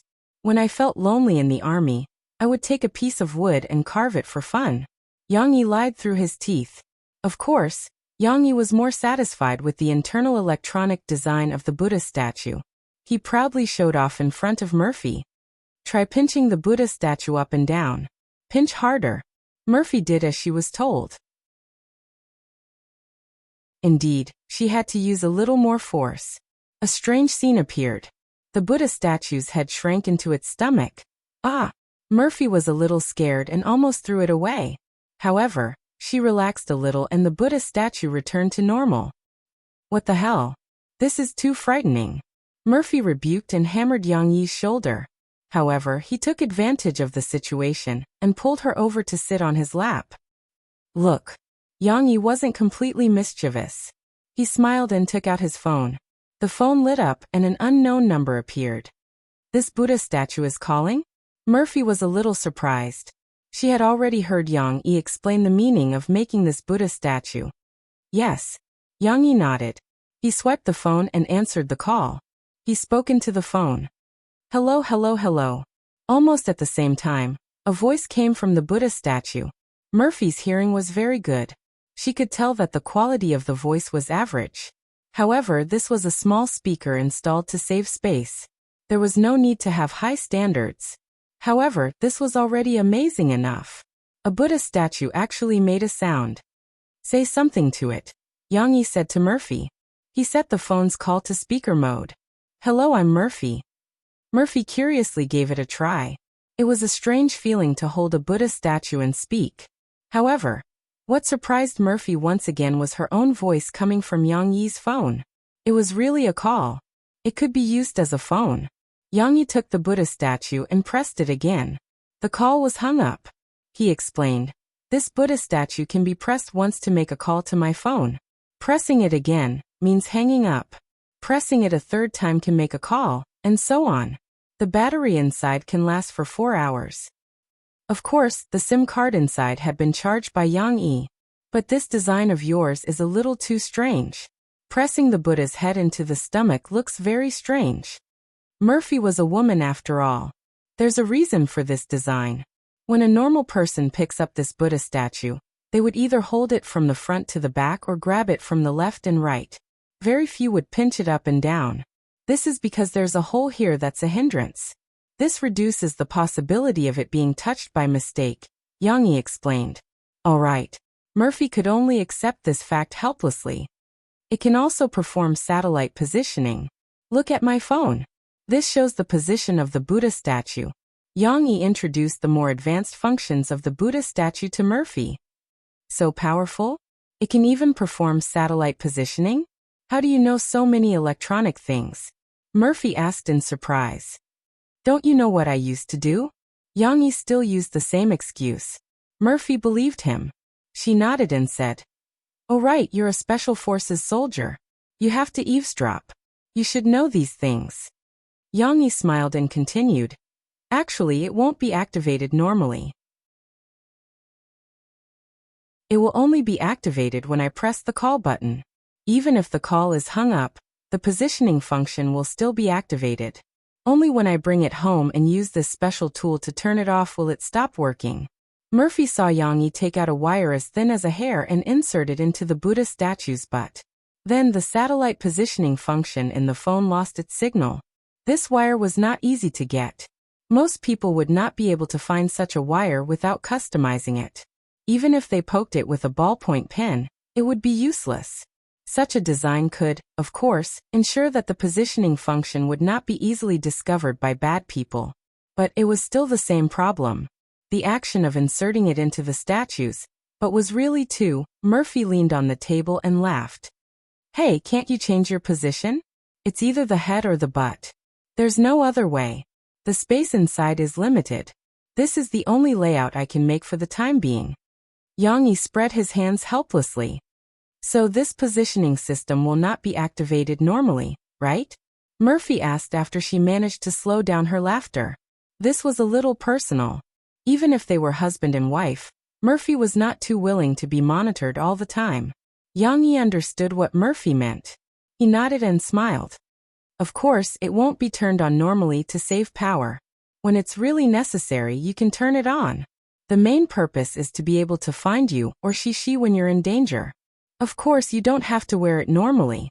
This is mainly made for she. As for yours, you can wear it when we go on a trip, in case anything happens outside. Yang Yi added to reduce the misunderstanding. Didn't you say you were going to make one for Tao Wu? Murphy said worriedly. If you give it to Tao Wu, how would he know how to activate this Buddha statue? The positioning function is very useful. What if Tao Wu is taken away? I heard that there are many gangs out there that specialize in kidnapping other people's children. You're right. Let me think about this problem.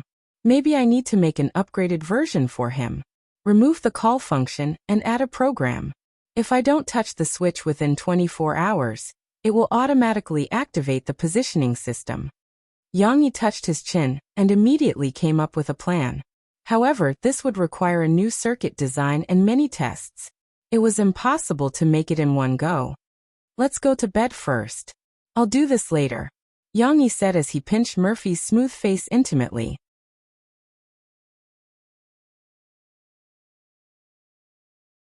Chapter 775. At midnight, some people had already fallen asleep with their beautiful wives in their arms, while others had just started to make a living.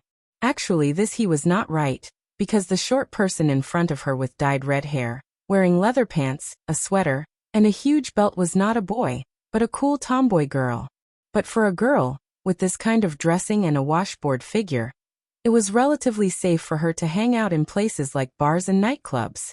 Su Lu, a girl from the northeast, came to Beijing because she liked to sing and became a member of the Beijing Drifters Army. Of course, she had not made a name for herself after 4 years. Now she was still singing in a bar called Tianya in Beijing. It was the same as 4 years ago, but now she was more experienced and knew how to protect herself. At midnight, Su Lu held her guitar and took the place of the previous singer to sing on stage.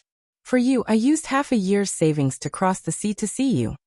That's right, Su Lu sang Murphy's song. A song she liked very much. Of course, the bar's customers also liked to listen to it. Perhaps it was because of the 4 years of practice, Su Lu's singing was very good. In this song, I came across the ocean to see you. She could bite every note very accurately, and every beat was just right. Of course, her voice condition could not be compared to Murphy's. Murphy's voice was clear, and at the same time, it was rich with emotion. Su Lu's voice was slightly low, and did not have Murphy's pure feeling, but it was also very pleasant to listen to, and contained a kind of calmness that made people feel relaxed. Tianya Bar was located in a bustling business district in Beijing, surrounded by office buildings and commercial buildings. Most of the customers who came here to spend money were white-collar workers who had been busy all day, or were lonely at night. Listening to Su Lu's singing was a kind of mental relief for them. Of course, people who knew the industry could also tell that Su Lu's guitar playing and singing skills were also first class. She did not need an accompaniment, and could play the song's accompaniment gently with the guitar. Su Lu sang from midnight to 3 in the morning.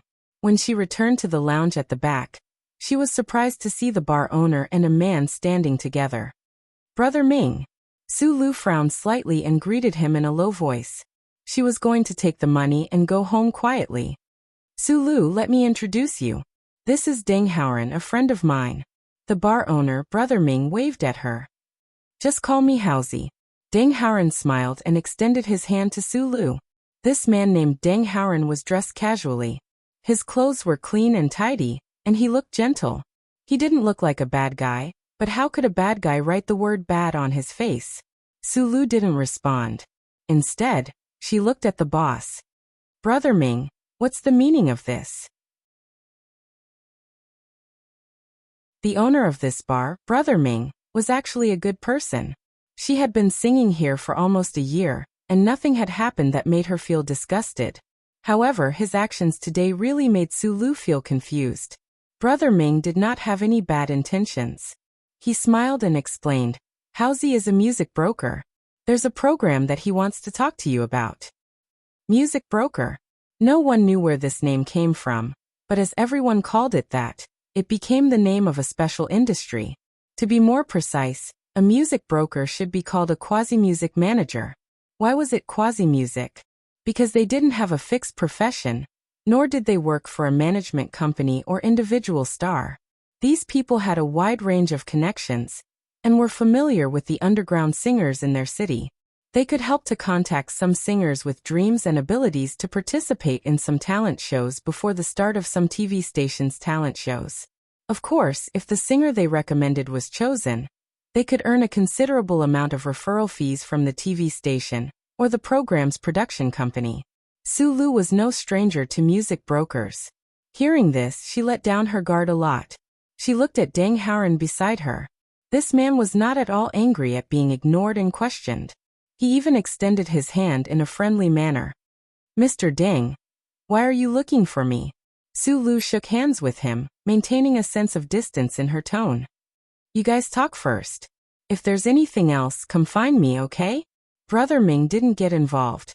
He smiled and patted Sulu's shoulder, then turned and walked out. Only Sulu and Deng Haren were left in the lounge. Deng Haren was indeed there to talk. After they sat down, he told Sulu about his intentions.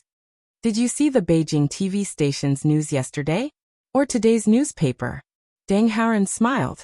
Sulu shook her head. "All right, it's okay. Let me introduce you. Beijing TV station is going to make a music talent show. Although it doesn't look like a talent show, it's more or less the same. It's called China's Voice. You can check it out later. There's a lot of news about it," Deng Haren said. "Looks like he wants me to try out this talent show." Sulu thought to herself. It wasn't that she had never participated in talent shows before. Sometimes, she even had to travel to other cities to participate. However, at that time, she participated based on her own enthusiasm. She wasn't sure if it was a problem with her image or if there was some shady business going on, but she was always eliminated early on. However, Sulu felt that her singing was not as bad as her competitors. Now Sulu was much more rational. She calmly listened to Deng Haren's introduction. "Of course. Although it's more or less the same as a talent show, this show is still a little different.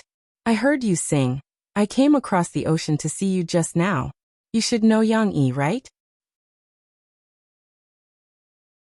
When Deng Haren mentioned that name, he saw a glimmer of light in Sulu's eyes. He knew in his heart that there was hope. He smiled and said, "This show is Yang Yi's idea." His company, China Star Productions, which produced the popular show, The Limit Challenge, collaborated with Beijing TV station to produce this China's Voice. When Sulu heard Yang Yi's name, she did have some reaction. This was normal. Yang Yi had written so many excellent songs. As long as it was a singer, they would want to be favored by him. Based on my experience, Yang Yi's show must have changed a lot. Otherwise, Beijing TV station wouldn't be so supportive of him. This show has even been promoted to a primetime slot on Friday nights. Deng Haren bragged. A new show like this will definitely attract a lot of attention when it's broadcast. If you can pass the auditions and enter the recording segment, you will definitely become popular. Sulu's breathing changed a bit. Deng Haren was still talking nonstop. "Everyone has to have some dreams. I see that you're still very young, right? But your singing is very good. You must grab this opportunity and try your best. Don't always think that you're just a regular singer and just muddle through. You must know Yi Qing, right? Don't just look at how popular he is now. A few years ago, before he debuted, he was also a regular singer in a bar. Look at him now, how good is he doing?" "But I'm not pretty," Sulu said hesitantly. "Oh right, if you didn't mention that, I forgot to tell you. At the press conference yesterday, that person, right, Meng Fansheng, the head of variety shows at Beijing TV station, even introduced this show. He said that this show only picks contestants with good singing. The contestants' looks, personal experiences, and stories are all not considered by the judges." Deng Haren changed Meng Fansheng's words from the judges to the judges he was familiar with. Perhaps it was because of his own understanding. Although she still needed to find out more about this show in private, but after hearing Deng Haren's introduction, Sulu was really moved. This show really didn't consider the contestants' looks.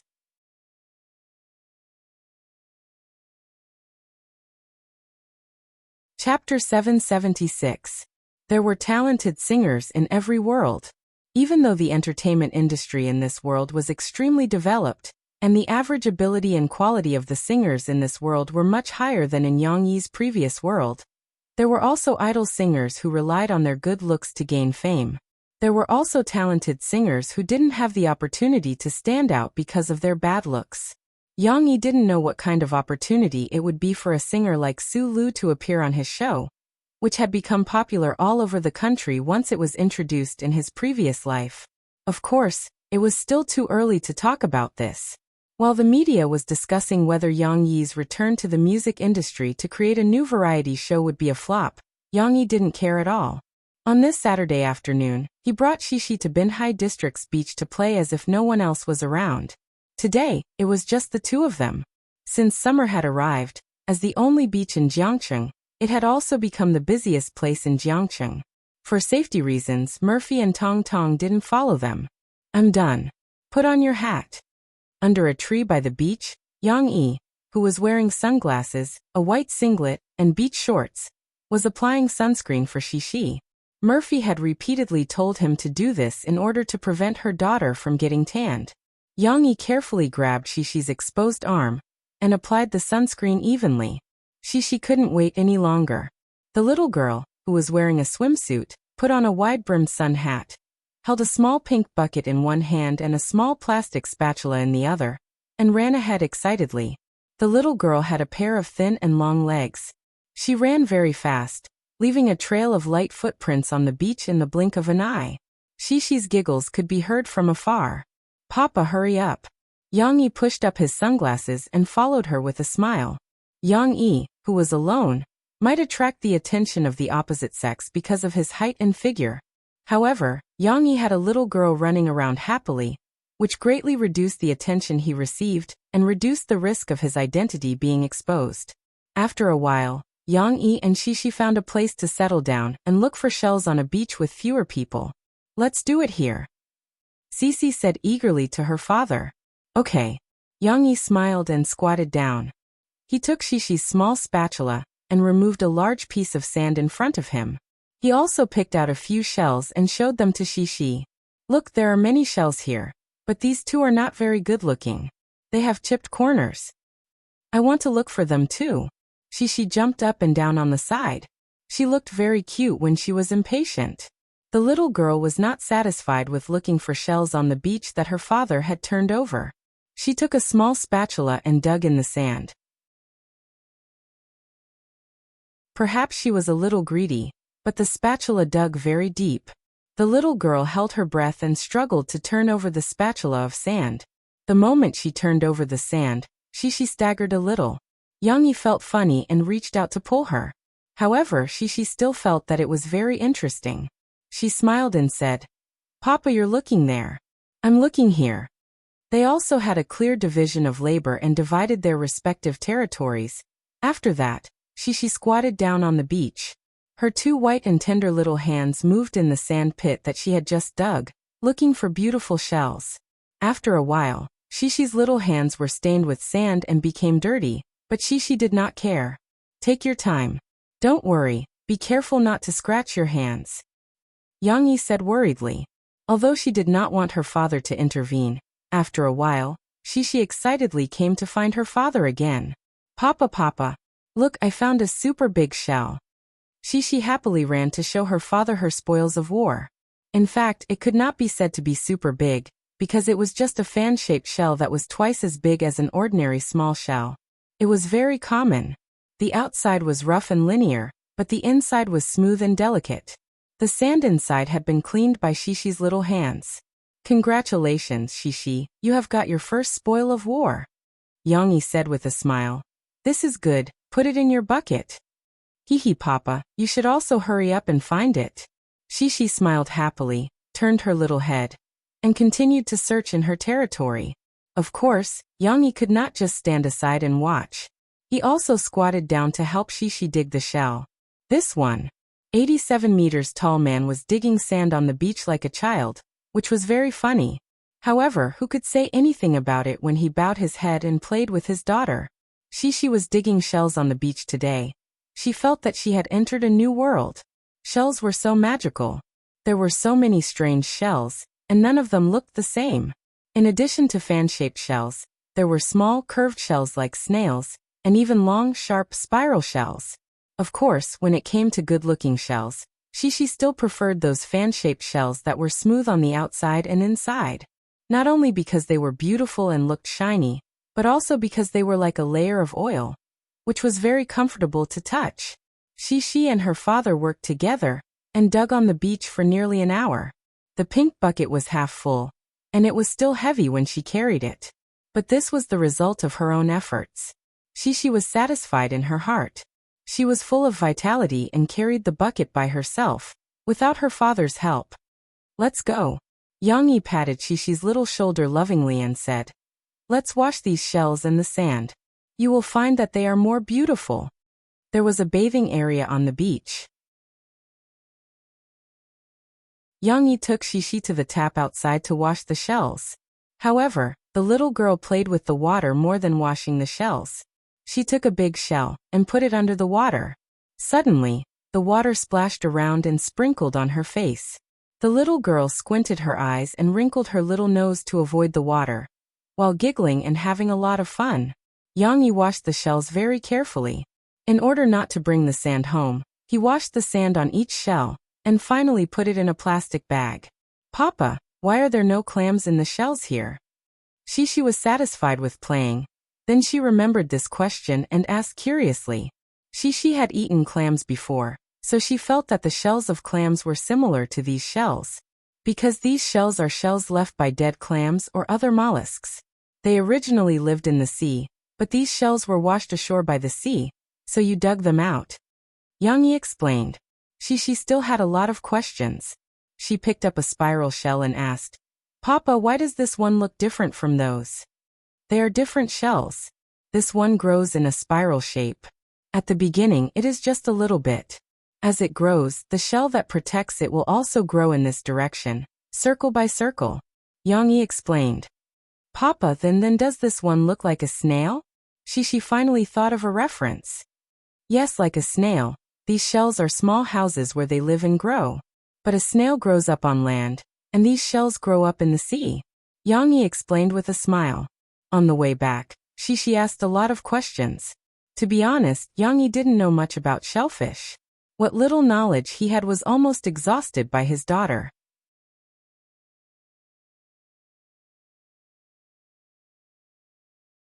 Chapter 777. After digging up many shells and carefully selecting them, Xixi would definitely be able to make beautiful pen holders for the three teachers. Just as Xixi, her mother, and her father were making pen holders, on the other side of Jiangcheng, Yu Xiaowei, who was only 2 years older than Xixi, was also obediently sitting beside her mother, listening to her read a story to her. Xiaobubu once again sat on top of the tall soy sauce bottle. He was thinking proudly, "Haha, I was really too timid in the past. Actually, falling from such a high place isn't a big deal. There's no problem at all. On the contrary, this is quite fun. I want to try it again." Yuing looked at her manuscript and slowly read it out loud. She had already written a few chapters of the story. Previously, she was still working on it behind closed doors and didn't show it to anyone. However, after a few revisions, Yuing gradually gained some confidence in herself. She felt that it was necessary to share it with her daughter and see if she liked it. Yu Xiaowei was also one of the readers of this story. In the past, Yuing had also told this story to Yu Xiaowei. However, at that time, Yu Ying's train of thought was a little messy. The structure of the story was also very scattered. The level of excitement naturally couldn't be compared to the version that had been carefully planned and revised by her. As a matter of fact, at the brightly lit study table in the bedroom, Yu Ying and her daughter were sitting side by side. Yu Ying was reading according to the manuscript while Yu Xiaowei was also listening attentively. Oh no. Xiaobubu used too much force and couldn't control himself. He actually brought the soy sauce bottle down with him. Her mother's voice suddenly made Yu Xiaowei nervous. The little girl pursed her lips and stared with her eyes wide open. This time, Xiaobubu knocked into Guoguo's small bowl together with the soy sauce bottle. The small bowl was knocked out and rolled on the floor. The white rice spilled all over the floor. If Xixi was listening to the story, she would definitely grab her father's hand and ramble on. However, Yu Xiaowei didn't like to interrupt. She just listened nervously. Then Yuing talked about how Guoguo was angry at Xiaobubu for wasting food. She also talked about how every grain of food was hard work. As she read the manuscript, she didn't forget to remind her daughter of the importance of this principle. Mom works in a restaurant. Many customers don't finish their meals and leave behind a lot of leftover food. It's really wasteful. But we can't learn from them. We have to be like Guagua and understand that every grain of rice is hard work. Yu Xiaowei gently nodded. She hesitated for a moment before saying, Mother has a hard time earning money. Yu Ying was stunned. She didn't expect her daughter to be so sensible. It might be difficult for others to understand her feelings at this moment, but one had to know that it was Saturday. Yu Ying had actually worked all day, and only had a little free time at night to accompany her daughter. She even waited for her daughter to fall asleep before continuing to write. No matter how hard and tiring it was, Yu Ying had endured it all by herself all these years. She had never complained to anyone, but only she herself knew. But at this moment, when she was talking about how hard it was to farm, her daughter was more concerned about how hard it was to earn money to support the family. Yu Ying's eyes instantly turned red. No matter how strong she was, she couldn't resist the softness in her heart. Thank you, Xiaowei. Mom is very touched. No matter how hard it is, it's worth it. Yu Ying hugged Yu Xiaowei and pretended to be calm. Let's continue the story. Then, Yu Ying talked about how Xiaobubu and Guagua had a conflict. The angry Xiaobubu found a chance to escape from Guagua's pocket and began its adventure. Yu Ying's manuscript only reached the part where Xiaobubu was caught by the rats. However, when she finished reading, it was almost time for Yu Xiaowei to go to bed. Xiaowei, what do you think of Mom's story? Yu Ying sat by the bed and pulled the blanket over Yu Xiaowei's stomach. The weather was neither hot nor cold, so there was no need to turn on the fan.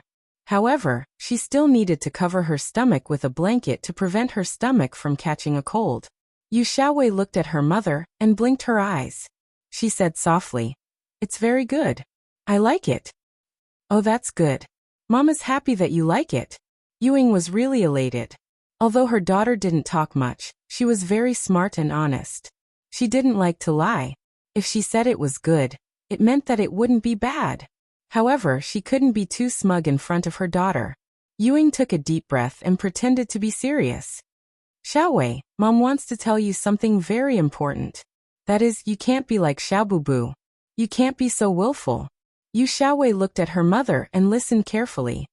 If you have a conflict with Mom, we can slowly resolve it and communicate with each other. You definitely can't be like Xiaobubu and run away from home. As Yu Ying spoke, she was moved. She said with a nasal voice, If you suddenly disappear, Mom will be very sad. Yu Xiaowei, who was lying on the bed, had already turned her body. She nodded lightly and hesitated for a moment.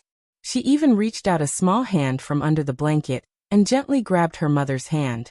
At Yang Yi's house, while Yu Ying was reading her script with her daughter, the Yang's handicraft factory announced the end of the day's work. In fact, the production of the pen holder was only at the beginning. However, it was almost time for Shishi to take a bath and go to bed, so it was fine to leave the rest to tomorrow. After taking a bath, Shishi climbed into bed as usual and waited to read with her father before going to bed. However, Yang Yi had other plans today. Shishi, look, what gift did Dad bring you? Yang Yi smiled and shook a small box to show it to Shishi. Wow, there's a gift. Shishi happily turned over in bed and stood up on the small blanket. Yang Yi handed the small box to Shishi. Shishi sat down with it in her arms and placed it on her lap. As she opened it, she asked curiously, Dad, why do I have a gift? Is this my birthday gift? No, your birthday is 1 month away. We'll go to Grandpa's house to celebrate your birthday. Yang Yi smiled and said, Dad suddenly wanted to give you a gift, so there is a gift. In fact, Yang Yi just adjusted the electronic components in the Buddha statue and tested it for a few days. After it was done, he wanted to put it on Shishi. However, as for why he wanted to give Shishi a gift at this time, Yang Yi really didn't have a good reason. In fact, Shishi didn't care. She grabbed the red string and took out the small Buddha statue. She cried in surprise, Wow! Dad, what is this? It's so beautiful. In fact, when Yang Yi took her to the cold mountain temple last time, Shishi had seen the Buddha statue, but Shishi didn't recognize it now because it was too small. She liked this Buddha statue. On the one hand, it was because Yang Yi's carving was exquisite. On the other hand, It was because the reddish-brown color and natural texture of this wooden lump were really beautiful. Yang Yi spent some time explaining the function of this Buddha statue pendant to Shishi. For example, Yang Yi showed Shishi the function of this Buddha pendant. The little girl had a lot of fun. In the end, Yang Yi persuaded Shishi for a long time to understand that this function could only be used when she encountered the situation that Teacher Kai had mentioned in Huijia Primary School, or when she was in danger. Only then did Shishi reluctantly put it down. If you want to call Dad, you can just use your mobile phone. Yang Yi smiled and said. But I think this is more fun. Shishi pouted her small mouth. She didn't realize that her father was worried about some potential dangers. We'll wear this when we get up tomorrow. Now Dad will tell you a story, and then go to bed early, okay? Yang Yi said softly. This situation was also what Yang Yi had expected. Shishi didn't have much sense of crisis. Therefore, he wanted to tell Shishi a very famous magic story from his previous life. From the story, he wanted to tell Shishi that there were still many unknown dangers in this world. Some strangers might have evil intentions, so she needed to be vigilant at all times.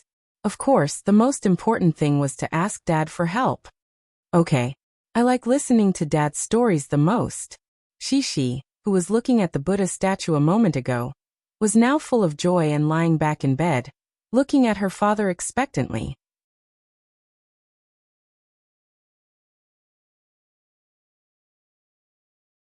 Chapter 778. Similar to Yu Ying, Yang Yi also wanted to inspire Shishi's sense of self-protection by telling her stories. However, unlike Yu Ying, who created an orthodox fairy tale that was close to life, the story Yang Yi wanted to tell Shishi came from a classic fantasy novel in his previous life. Of course, it was also a children's book. Shishi certainly wanted to hear her father tell her new stories, because Yang Yi had reduced the frequency of telling her new stories after she started reading before bed. Although it was interesting to read picture books with colorful pictures with her father, Cece liked her father's stories even more. This story happened in the distant England. Shishi, do you know where England is? Yang Yi took the small globe that he had bought for Shishi and pointed to the long and narrow island for Shishi to see. It's here. Shishi curiously leaned into her father's arms and looked at it. Hey Papa, it's very close to Lu Weisha's house. Shishi's eyes glanced at the place where the globe had drawn a circle, and said with some surprise.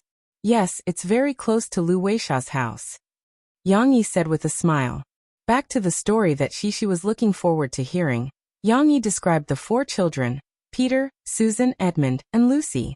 They were sent to the home of an old professor in the countryside to escape the war. That was a story from a long time ago, not long after your grandfather was born. At that time, the capital of England was often bombed by planes. The planes with big bombs would blow up a whole house when they flew over. Yang Yi spread out his fingers and exaggerated the appearance of the explosion. Boom. It's all gone. Many people would be killed at that time. Shishi's small mouth opened in surprise, but her surprise and fear did not suppress her desire to speak.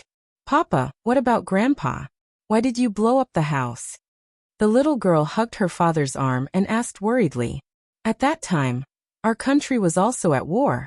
Some bad guys wanted to rob our homeland, so they sent bombing planes over. Fortunately, the army defeated them, so we can live in peace now. Yang Yi comforted Shishi with a smile. Grandpa is also fine. Isn't he fine now? Shishi heaved a sigh of relief. The kind-hearted little girl muttered, We can't fight. Fighting is not a good thing. Well, she mistook war as a fight. Yang Yi continued to tell the story. After a while, Yang Yi told the story of Lucy playing hide-and-seek with her brothers and sisters in the professor's big house. The original novel was not about hide-and-seek. The plot of the movie was hide-and-seek. Yang Yi felt that it would be easier for Cece to understand the plot of the movie, because she had just played hide-and-seek with her friends on the 1st of June. In Yang Yi's rhythmic description, Lucy got into the big wardrobe. What she didn't expect was that she actually went through it, and suddenly appeared in a snowy forest. The trees were very tall, and the leaves were as thin as grass. They were covered with fine ice. Snowflakes were floating in the sky. They were like fairies swaying and sprinkling on Lucy's hair. Yang Yi gently touched Shishi's hair and described with words. It seemed that the whole world was covered with a very clean white. Only not far away, there was a lamp post that was on, emitting a dim yellow light. Yang Yi's description gradually formed a clear picture in Xishi's mind. Xishi felt that it was very magical. Her big eyes were shining, and she couldn't help but let out a soft wow. Was there such a magical world behind the wardrobe? Papa, is this where Sister Elsa lives? Xishi asked naively. No, this is another magical world. Listen to Papa. Yang Yi smiled and told Xishi the next story. Lucy met a strange shepherd, Mr. Tunas, whose upper body was a human and lower body was a lamb leg. Later, under the warm invitation of this shy Mr. Tunas, Lucy, who originally wanted to go home, decided to follow Mr. Tunas and visit his home. Half human and half lamb. This is very magical. However, what appeared in Xishi's mind was the cute little face of a lamb, not the appearance of a shepherd. Xishi, if you were Lucy, would you go to his home with Mr. Tunas? Yang Yi stopped and asked. Xishi blinked her eyes, hesitated for a moment, and shook her head. Yang Yi was very pleased and asked, why not? Xishi looked at Papa and said, because I don't know him, and then I didn't tell Papa that I can only go to other people's home with Papa's consent. Yang Yi touched Xishi's little head with gratification, but he didn't rush to preach, and continued to tell the story. At Mr. Tuna's house, the shy but enthusiastic shepherd invited Lucy to tea and snacks, and even played a song from his hometown for her, which was actually a lullaby.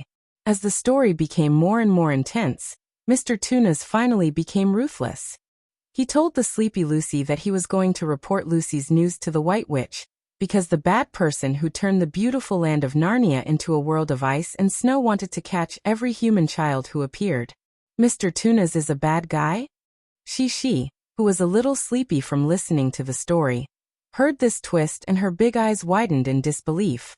Mr. Tunas, who Yang Yi had just described, was actually a very good shepherd. Although he looked strange, he was actually very timid and very kind. Xishi felt that it was not a bad choice for Lucy to go to drink tea.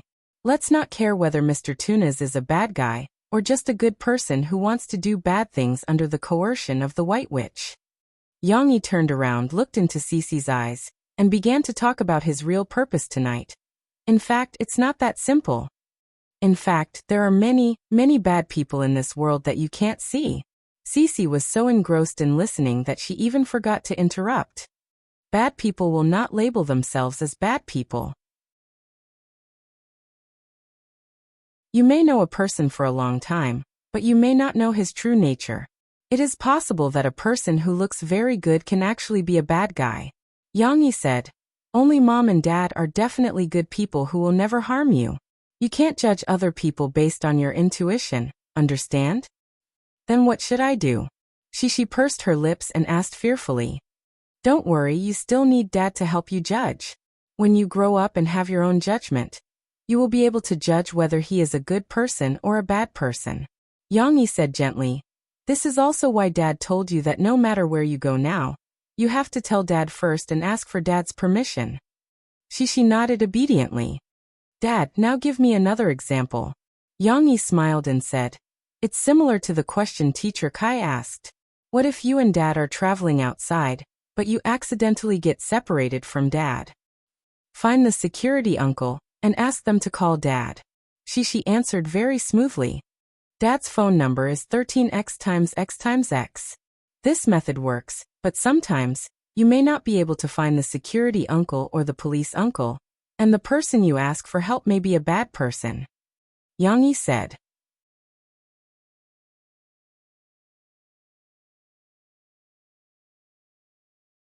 Chapter 779.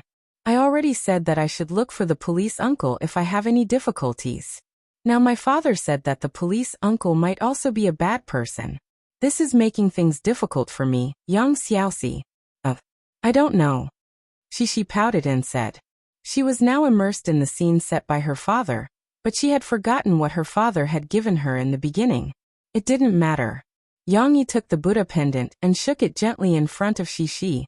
He smiled and said, you can use this. Press it once to call your father. Press it twice and you'll hang up the phone. Cece remembered this. She yawned and said, yes.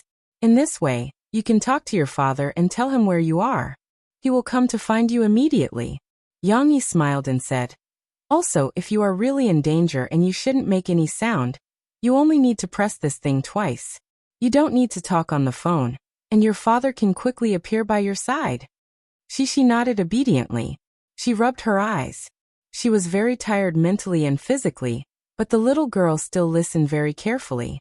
So, you must remember, if you encounter any problems, you can use this thing to summon your father to your side. Your father will definitely protect you. Yang Yi gently put the Buddha pendant in Shishi's hand and let her hold it. This way, the memory would be deeper. Shishi should have remembered it. Yang Yi put away the Buddha pendant, tucked her in and said softly, well, go to sleep. Look at how sleepy you are. Papa, you haven't finished the story yet. Shishi said reluctantly. It's okay to listen to it tomorrow. Yang Yi said with a smile. Sleepiness came like waves, one after another. Shishi couldn't help but close her eyes. Her delicate little nose breathed gently, as if she had begun to fall asleep. Yang Yi still had to accompany Shishi for a while. He didn't leave until Shishi was completely asleep. Unexpectedly, after a while, Shishi opened her confused eyes again and whispered, Papa, is Mr. Tunas a bad guy? She was still brooding over this issue. Why was Mr. Tunas the shepherd, who sounded so nice, a bad egg? He's not a bad guy. He still has some conscience. You'll know tomorrow. Yang Yi said. Dad can tell you secretly. Lucy will be fine. Hearing this answer, Cece's tense heartstrings finally relaxed. Only then did the sleepy little girl fall asleep peacefully. In the United States, in an ordinary apartment in Queens, New York, Wilson, who was carrying a briefcase and wearing a suit, was returning from outside. When he took out his key to open the door of the suite opposite his opened, and a young man's head poked out. Hey, Wilson. I remember you're a music agent, right? The young man had earrings hanging from his ears, and a tattoo on his arm that was holding onto the door frame. Of course, it wasn't the kind of tattoo that belonged to a notorious gang. It was just a reflection of the young man's personality. Miller. Yes, brother. What's the matter? Wilson said with a smile. Obviously, they were very familiar with each other. Although they were not as familiar with each other as they were in Friends or The Big Bang Theory, they were still neighbors. Wilson was more than 10 years older than Miller. Miller had just graduated from college, while Wilson had been an agent for more than 10 years. However, both of them liked basketball, so they often watched games together. Then you must know music very well. Well, I'm going to confess to a girl tonight, so I learned a song online. Can you help me see how I sing it? Or help me guide me? Miller raised the guitar in his hand. Oh, why are you so serious? Miller, I guess it must be a very beautiful girl. Wilson teased. She is very beautiful and has a hot body. Also, she is very shy. Miller smiled. Brother, do you agree? Why not? I'm happy to help you. Wilson didn't even go back to his place. He went straight to Miller's house to listen to him sing. I learned this song from a singer online. He's Chinese. D*M*. It's very troublesome to buy songs from Chinese websites. Miller explained to Wilson. You want to sing a Chinese song? Or is your girl Chinese? I have to say, I'm shocked. Wilson said in surprise. No. She's not Chinese. Also, I'm going to sing an English song. It's a very good English song. It was very popular on the website for a while. I'll sing it for you. You can give me some suggestions later. Miller quickly explained. Dang, dang, dang. Miller played the guitar. The accompaniment was a little rusty. The score was also found by someone else, so he didn't know if it was right. Not a bad prelude. Wilson nodded slightly and thought to himself. Will you? That's right. Miller sang Yang Yi's I'm Yours. He probably didn't learn it for long. Although he was a little rusty, he still managed to sing the basic tune. After Miller finished singing, Wilson asked Miller to play the song on the computer. Once the original song was played, the difference was immediately obvious. It's very good. As Wilson listened, he sighed to himself. How can a Chinese sing an English song so well? Wilson still guided Miller enthusiastically. Although he wasn't considered a music expert, he was still in the industry. In the past, he wanted to be a singer. However, the difference in ability was too great, so he chose to be a manager. With his level, he could still give some guidance to a rookie like Miller. "What's with this song of yours? I don't think I've heard of it before. Where did you get it?" Wilson asked casually as he chatted with Miller over a beer during a break in the guidance. "A Chinese singer sang it. Around April, someone took a video of him and uploaded it to the internet. Then it suddenly became a hit. My friend showed me this video. Wait, I'll show it to you." Miller excitedly opened the video's webpage in his favorites folder. Wilson saw the video of Yang Yi singing for Murphy. However, compared to the specially recorded music, the sound quality of the video was much worse. Wilson only paid more attention to Yang Yi's appearance. It really was a Chinese. His singing voice didn't sound like a Chinese at all. "Look here." There's a comment by Bruno Levin at the bottom of the video. Bruno Levin guessed correctly. This man is indeed a professional singer. Previously, many people didn't believe that this song was written by this Chinese. Miller said, "Wait, you're saying that this song was written by him?" Wilson asked in surprise. "You didn't believe it either, right?" Miller chuckled and said, "But later on, it was confirmed that it was written by him. Moreover, this guy is really good. He's a very good singer in China. He has written many songs and is also a writer. At the beginning of the year, I recommended Prison Break to you. Do you still remember?" "Yes, Prison Break is my favorite TV series," Wilson said regretfully. "Unfortunately, the next season will have to wait until next year." "Wait, you mentioned Prison Break. What does it have to do with this person?" "Prison Break was written by him. Wolf TV bought the rights from him. I heard that Global Pictures wanted it, but they couldn't compete with Wolf," Miller said emotionally. "Sai, the more you talk about it, the more I like this guy. That's impossible. With so many achievements, he shouldn't be unknown. I've never heard of him," Wilson said with a frown. Miller shrugged and smiled. "Maybe it's because he didn't come to America to develop his career? When I went to the Chinese website to buy and download this song, my friend who taught me said that there might not be any management company in America that signed him. That's why I had to put in a lot of effort." "Miller, what did you say his name was?" Wilson's eyes flashed, but he still had a question that he wasn't sure of. "His name is Yang."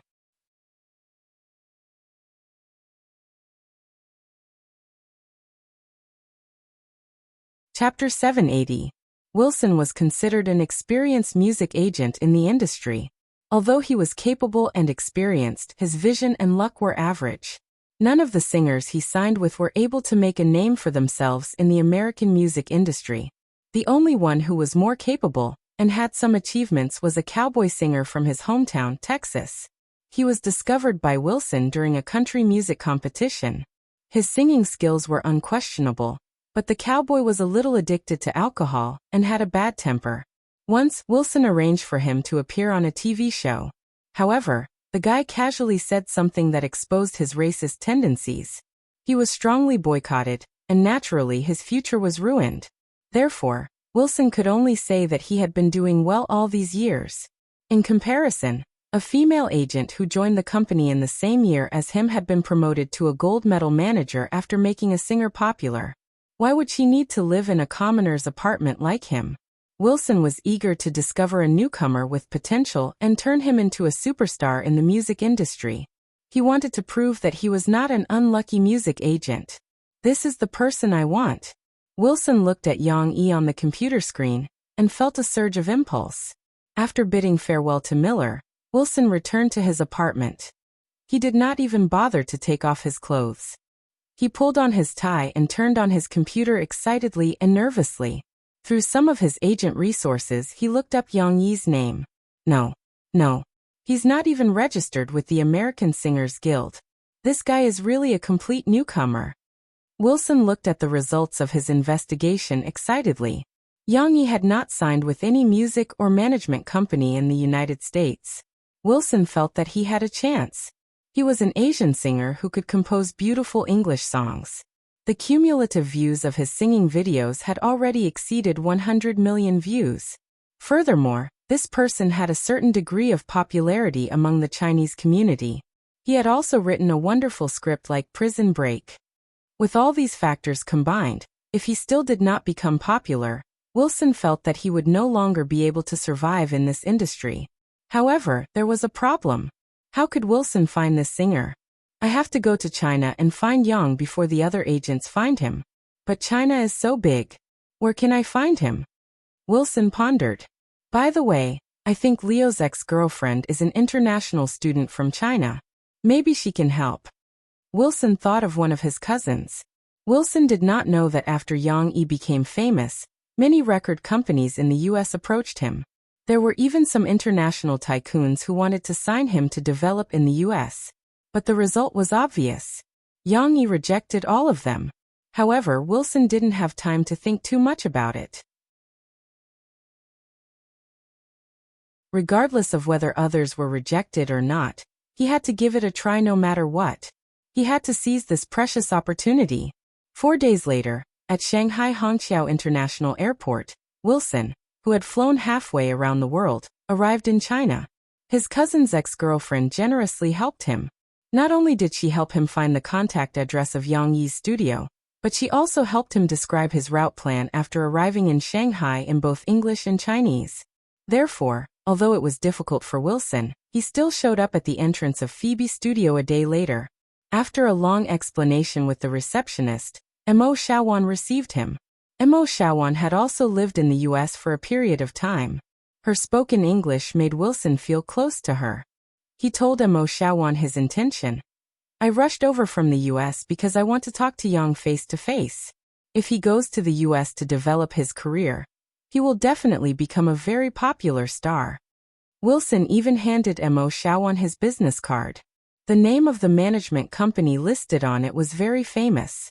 However, what disappointed him was that Mo Xiaowan wasn't very surprised. Maybe they still don't know the strength of Treasure Management Company.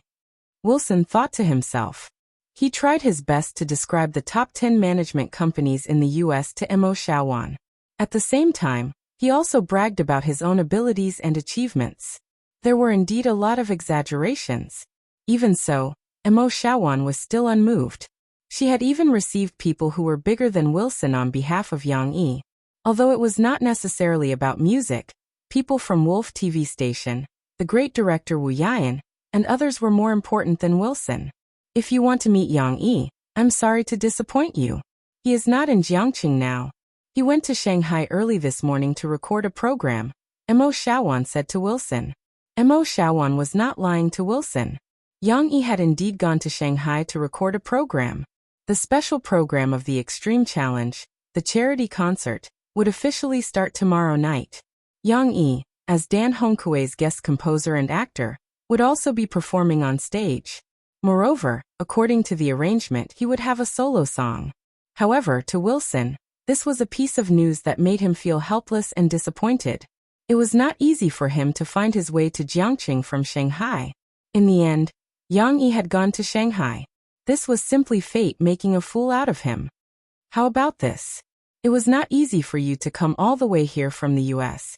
If you are willing, I can bring you to Shanghai to watch Yang Yi's performance. After that, I will arrange a meeting for both of you, okay? Mo Xiaowan said. All right. Thank you very much. Wilson felt as if he had been saved from a hopeless situation. He grabbed this opportunity excitedly. When Wilson arrived in Shanghai, he could not meet Yang Yi as Yang Yi was still rehearsing. However, Yang Yi knew about Wilson's situation. Mo Xiaowan was also contacting some acquaintances in the US to help investigate Wilson's background. Wilson, who was kept in the dark, waited until the concert started. He then watched the show with great interest. Although he could not understand the Chinese songs on the stage and the host's Chinese dialogue at all, Wilson still found it interesting. This concert was not serious singing, and there were all kinds of pranks on the singers in between. Finally, it was Yang Yi's turn. Wilson recognized the man on the stage that he had been thinking about day and night. Yang Yi's appearance was extraordinary. The audience below the stage gave him a round of applause and cheers. However, Wilson preferred Yang Yi's calm attitude. Yang Yi was not as passionate as other singer-songwriters. Even when he was dancing with Dan Hongkue and the choreographers, his aura did not fluctuate at all. Of course, Wilson still could not understand the song that Yang Yi was singing. Of course, Wilson did not know that there were not many people who could understand the lyrics of the song that he and Dan Hongkue were singing. Wilson could only admire Yang Yi's stage performance and his singing skills that could be appreciated under any lyrics. He sang very well. Wilson exclaimed in his heart. This temperament is simply the seed of a superstar. After a series of pranks on Dan Hongkue, Yang Yi began his performance. Under Wilson's surprised gaze, Yang Yi played the violin. The gentle melody began to flow in the hearts of the audience like a trickle. It was a Chinese song. However, this time, Wilson could not help but ask Mo Shaowan, who was next to him, "What song is this?" "When You're Old." Mo Shaowan translated the song title in English and told Wilson, "It's also a song that Yang Yi composed." A good song was to be listened to, and Wilson did not want to interrupt others' enjoyment of the song again. However, Wilson had a lot of thoughts in his mind. He should sing an English song. I'm Yours is very good. He actually knows how to play the violin, and he plays it very well. Wilson did not know how to play the violin, but he knew how to appreciate it. Yang Yi can definitely become a superstar that will make people crazy. I can already imagine him performing at the New Year's Eve concert in the Metropolis Times Square. It will definitely be spectacular. Wilson looked at Yang Yi and fantasized in his heart. However, he did not know that Yang Yi was not an ordinary singer. He was the toughest bone in the world.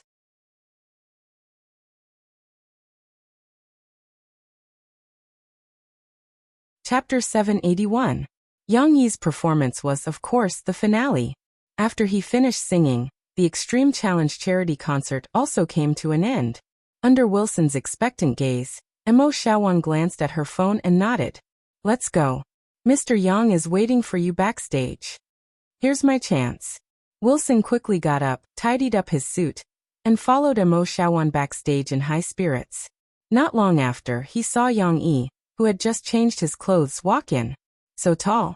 Only when he got closer did Wilson have a real understanding of Yang Yi's figure.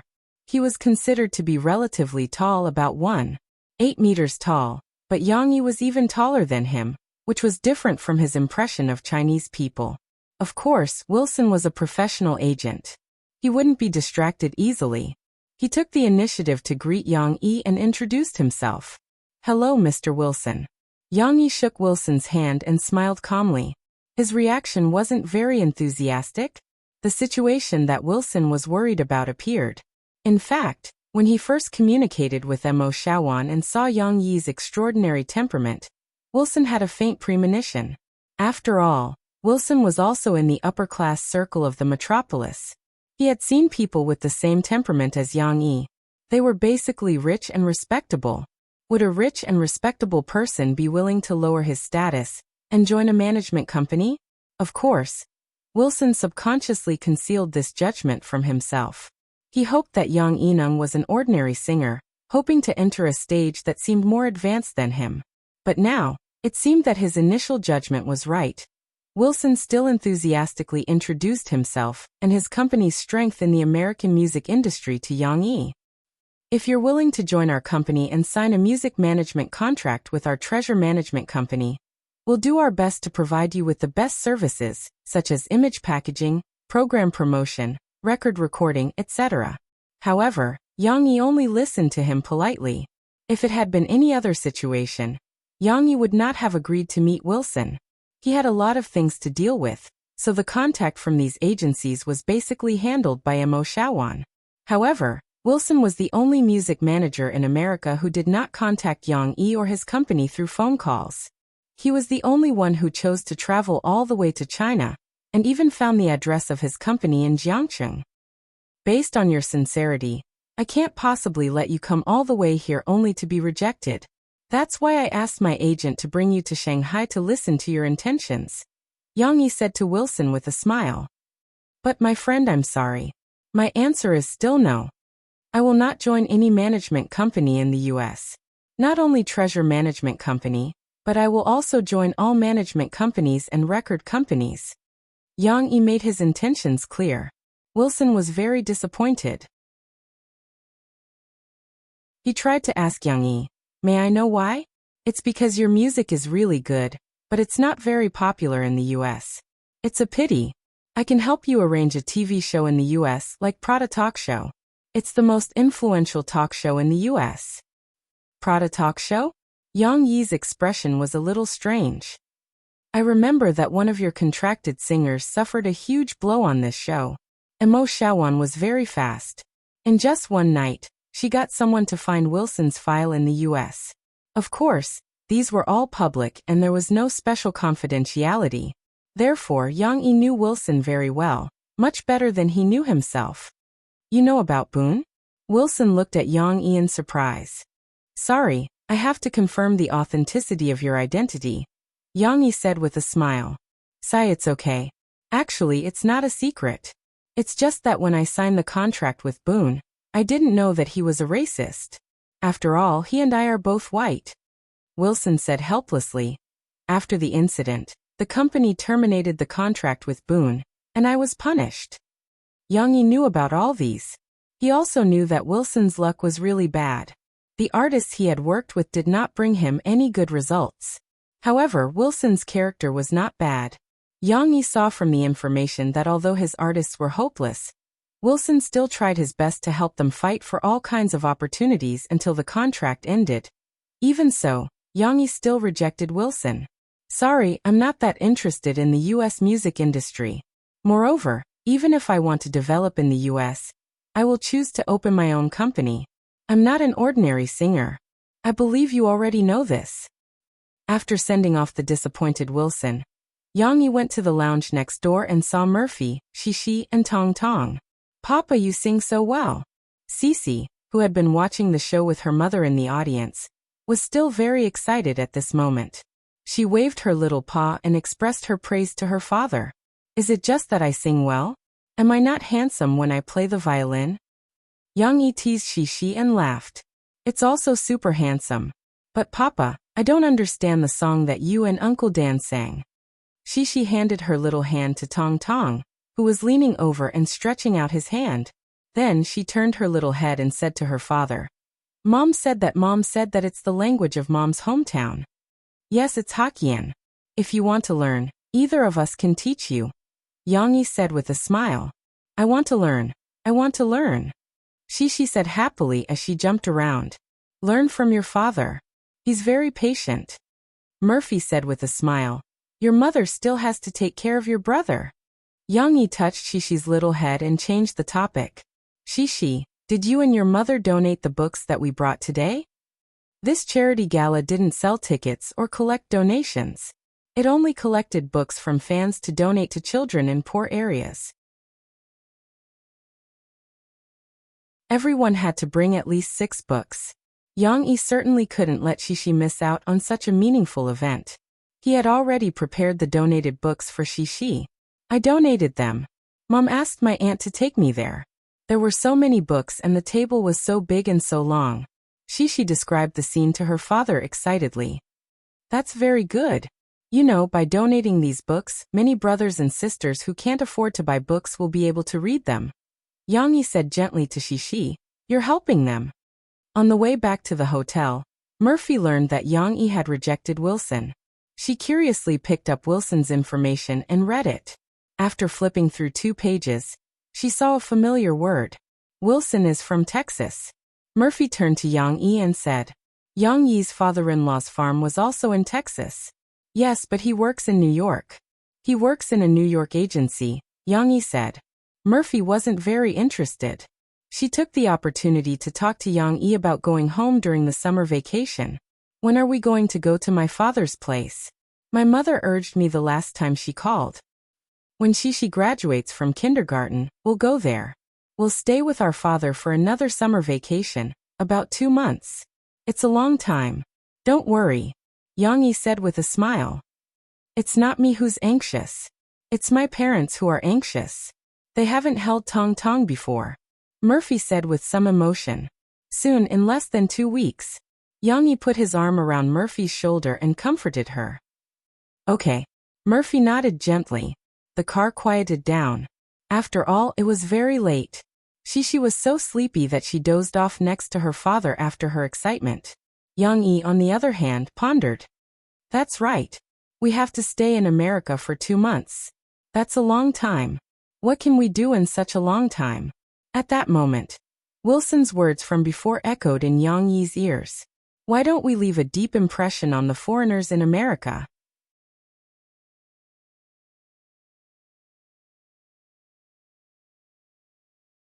Chapter 782. Wilson quietly boarded the plane back to America. However, even though he was 10,000 meters above the ground, he did not feel depressed or disappointed at all. His furrowed brows and pursed lips were merely a manifestation of his uncertain mood. After Yang Yi had rejected him the day before, Wilson thought that he had no chance. However, just as Wilson was about to leave, Yang Yi came looking for him again. After all, the hotel room was arranged by Mo Xiaowan. Of course, Yang Yi did not go back on his word. He looked for Wilson because he wanted to poach Wilson from Zhenbao Entertainment. He wanted to sign a contract with someone else, but in the end he was poached by someone else? One could imagine how dumbfounded Wilson's expression was at that time. Of course, Yang Yi was not just saying that casually. He wanted to open a small entertainment company in America. He needed an experienced and capable agent like Wilson to help him and Murphy with their work and itinerary in America. Wilson was not the only one. Yang Yi would also send people to America to poach a few more agents. They were involved in music, movies, and TV dramas. They would form a huge and comprehensive team of agents to serve him and Murphy. Wilson was only the first agent that Yang Yi invited. This idea is crazy. Wilson still felt that it was unbelievable. However, Wilson could see the meaning behind Yang Yi's actions. I'm rich. He had money and talent. Wilson's rationality made him cautious. However, in his heart he could not deny that he was tempted. After working in Zhenbao Entertainment for more than 10 years, Wilson also longed for a chance to succeed. He hoped to get a better salary instead of continuing to be an ordinary agent. Otherwise, he would not have flown to China to look for Yang Yi. This could be an opportunity. However, he had not made up his mind yet, because he did not know Yang Yi well enough. Yes, after meeting Yang Yi, Wilson realized that the information he knew from some reports was too little. Wilson wasn't sure if Yang Yi was as strong as he claimed. Based on the information we have, he should be able to earn a lot of money from prison break, but he should have other sources of income as well. Wilson couldn't sleep at all on the plane. His mind was very active. Right, there's also this. Wilson took out a small memory card that Yang Yi had given him when he said goodbye. Here are all the English songs I've written. Some were sung by me, some by my wife. Some have already been released, and some have only been registered for copyright. Listen to them, and maybe you'll make the right decision. That was what Yang Yi had said at the time. Wilson could hear a strong sense of confidence in his tone. Wilson put on his headphones and plugged them into his portable music player, something similar to an iPod in this world. The music list displayed on the screen included many new songs, including birthday songs and Golden Groove Cups. After looking at it for a while, Wilson thought to himself, let's listen to this. The title of this song was very unique. Wilson didn't know why, but he felt that it suited his current mood. Moreover, the singer of this song was Yang Yi's wife, who was said to be from the same hometown as him. In June, the recording of the first season of The Limit Challenge came to an end. However, the recording of Yang Yi's other show, China's Voice, had just begun. A certain hotel in Rivertown's Binhai district was crowded. Many young people were dressed to the nines, holding registration forms in their hands, pretending to be calm as they stood in the long queue. This was the registration and preliminary audition venue for China's Voice, Jiangnan Station. Perhaps it was because of Yang Yi's influence in Rivertown that the number of people who signed up for this station on the first day was very high. So many people? How many people would have to be screened out? In the queue, two guys carrying guitars stood side by side, whispering. Lu Xiaoshu and Miao Chuan were also participating in the audition. It was worth mentioning that although Yang Yi had brought out China's Voice in advance for these two fellows, he had not told anyone about this other than Murphy. The program crew, Yang Yi, and the rest did not know that Lu Xiaoshu and Miao Chuan were his friends. Yang Yi did not give them any special privileges either, only suggesting that they sign up for the show. It's just the preliminary audition. Have some confidence in yourselves, Lu Xiaoshu said with a smile as he patted Miao Chuan's shoulder. Fortunately, the submission of the registration forms was fast. Soon, it was Lu Xiaoshu and the rest's turn. Line up properly, don't cut the queue. One by one. A staff member looked at Lu Xiaoshu and the rest and misunderstood. I'm sorry, we're in a group. We're called 1,000 Miles Chuanshu. Lu Xiaoshu pointed at himself and Miao Chuan, who nodded quickly. Group? Isn't this a competition for individual singers? The staff member turned to look at his two colleagues who were in charge of registering and organizing the registration forms and asked in confusion. Yes, it's all for one person, he received a reply. Lu Xiaoshu was a little flustered as he said, No, I saw that in your registration requirements, there's a group. Yang Yi did not know if China's Voice in his previous life included groups. Anyway, when Yang Yi explained to the planners, he had included groups. At this moment, there was a commotion. A middle-aged man, surrounded by a few people, walked over calmly. What's the situation here? Director Hong. Several staff members were taken aback. They were both surprised and apprehensive as they reported. Hong Yuman, the veteran music variety show director of Xiangnan TV station, was now the chief director of the production team of China's Voice. In the past 6 months, the production team of China Star Productions had expanded rapidly. Not only had they recruited a large number of cameramen, stage managers and other frontline staff, they had also hired some experienced directors and producers with high salaries. Hong Yuman had been poached by Yin Yangfeng from his rival Xiangnan TV station. Although he had not been at China Star Productions for long, Hong Yuman quickly adjusted his state of mind and led the team to start producing the show. Of course, he did not have to do it himself, but Hong Yuman still decided to work hard. He tried his best to patrol every station for a day, urging everyone to be alert and find problems early and solve them as soon as possible. Today, Hong Yuman was patrolling River City. He did not expect to encounter such a problem as soon as he arrived. There's no problem with groups, it's written in the rules. Hong Yuman glanced at Lu Xiaoshu and the rest but did not mind. He waved his hand and said, Move quickly and review the information as soon as possible. Don't let the people behind you wait too long. With that, Hong Yuman turned and left. As he walked, he patted the shoulder of the person in charge of the station and said with a smile, The first day's workload is heavier. Ask the hotel to provide good coffee and tea for our people. This is a logistical problem. Understood, Director Hong. Also, I'll ask them to read the rules a few more times. There can't be a situation where the contestants know the rules better than us again. The person in charge said smartly.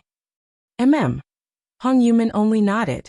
Back at Lu Xiaoshu and Miao Chuan's side, they finally handed in the registration form without any mishap and went to their team's waiting room as instructed. You're tuning in to the Earbook Haven YouTube channel. Don't forget to subscribe and join us on this journey to catch the most captivating stories.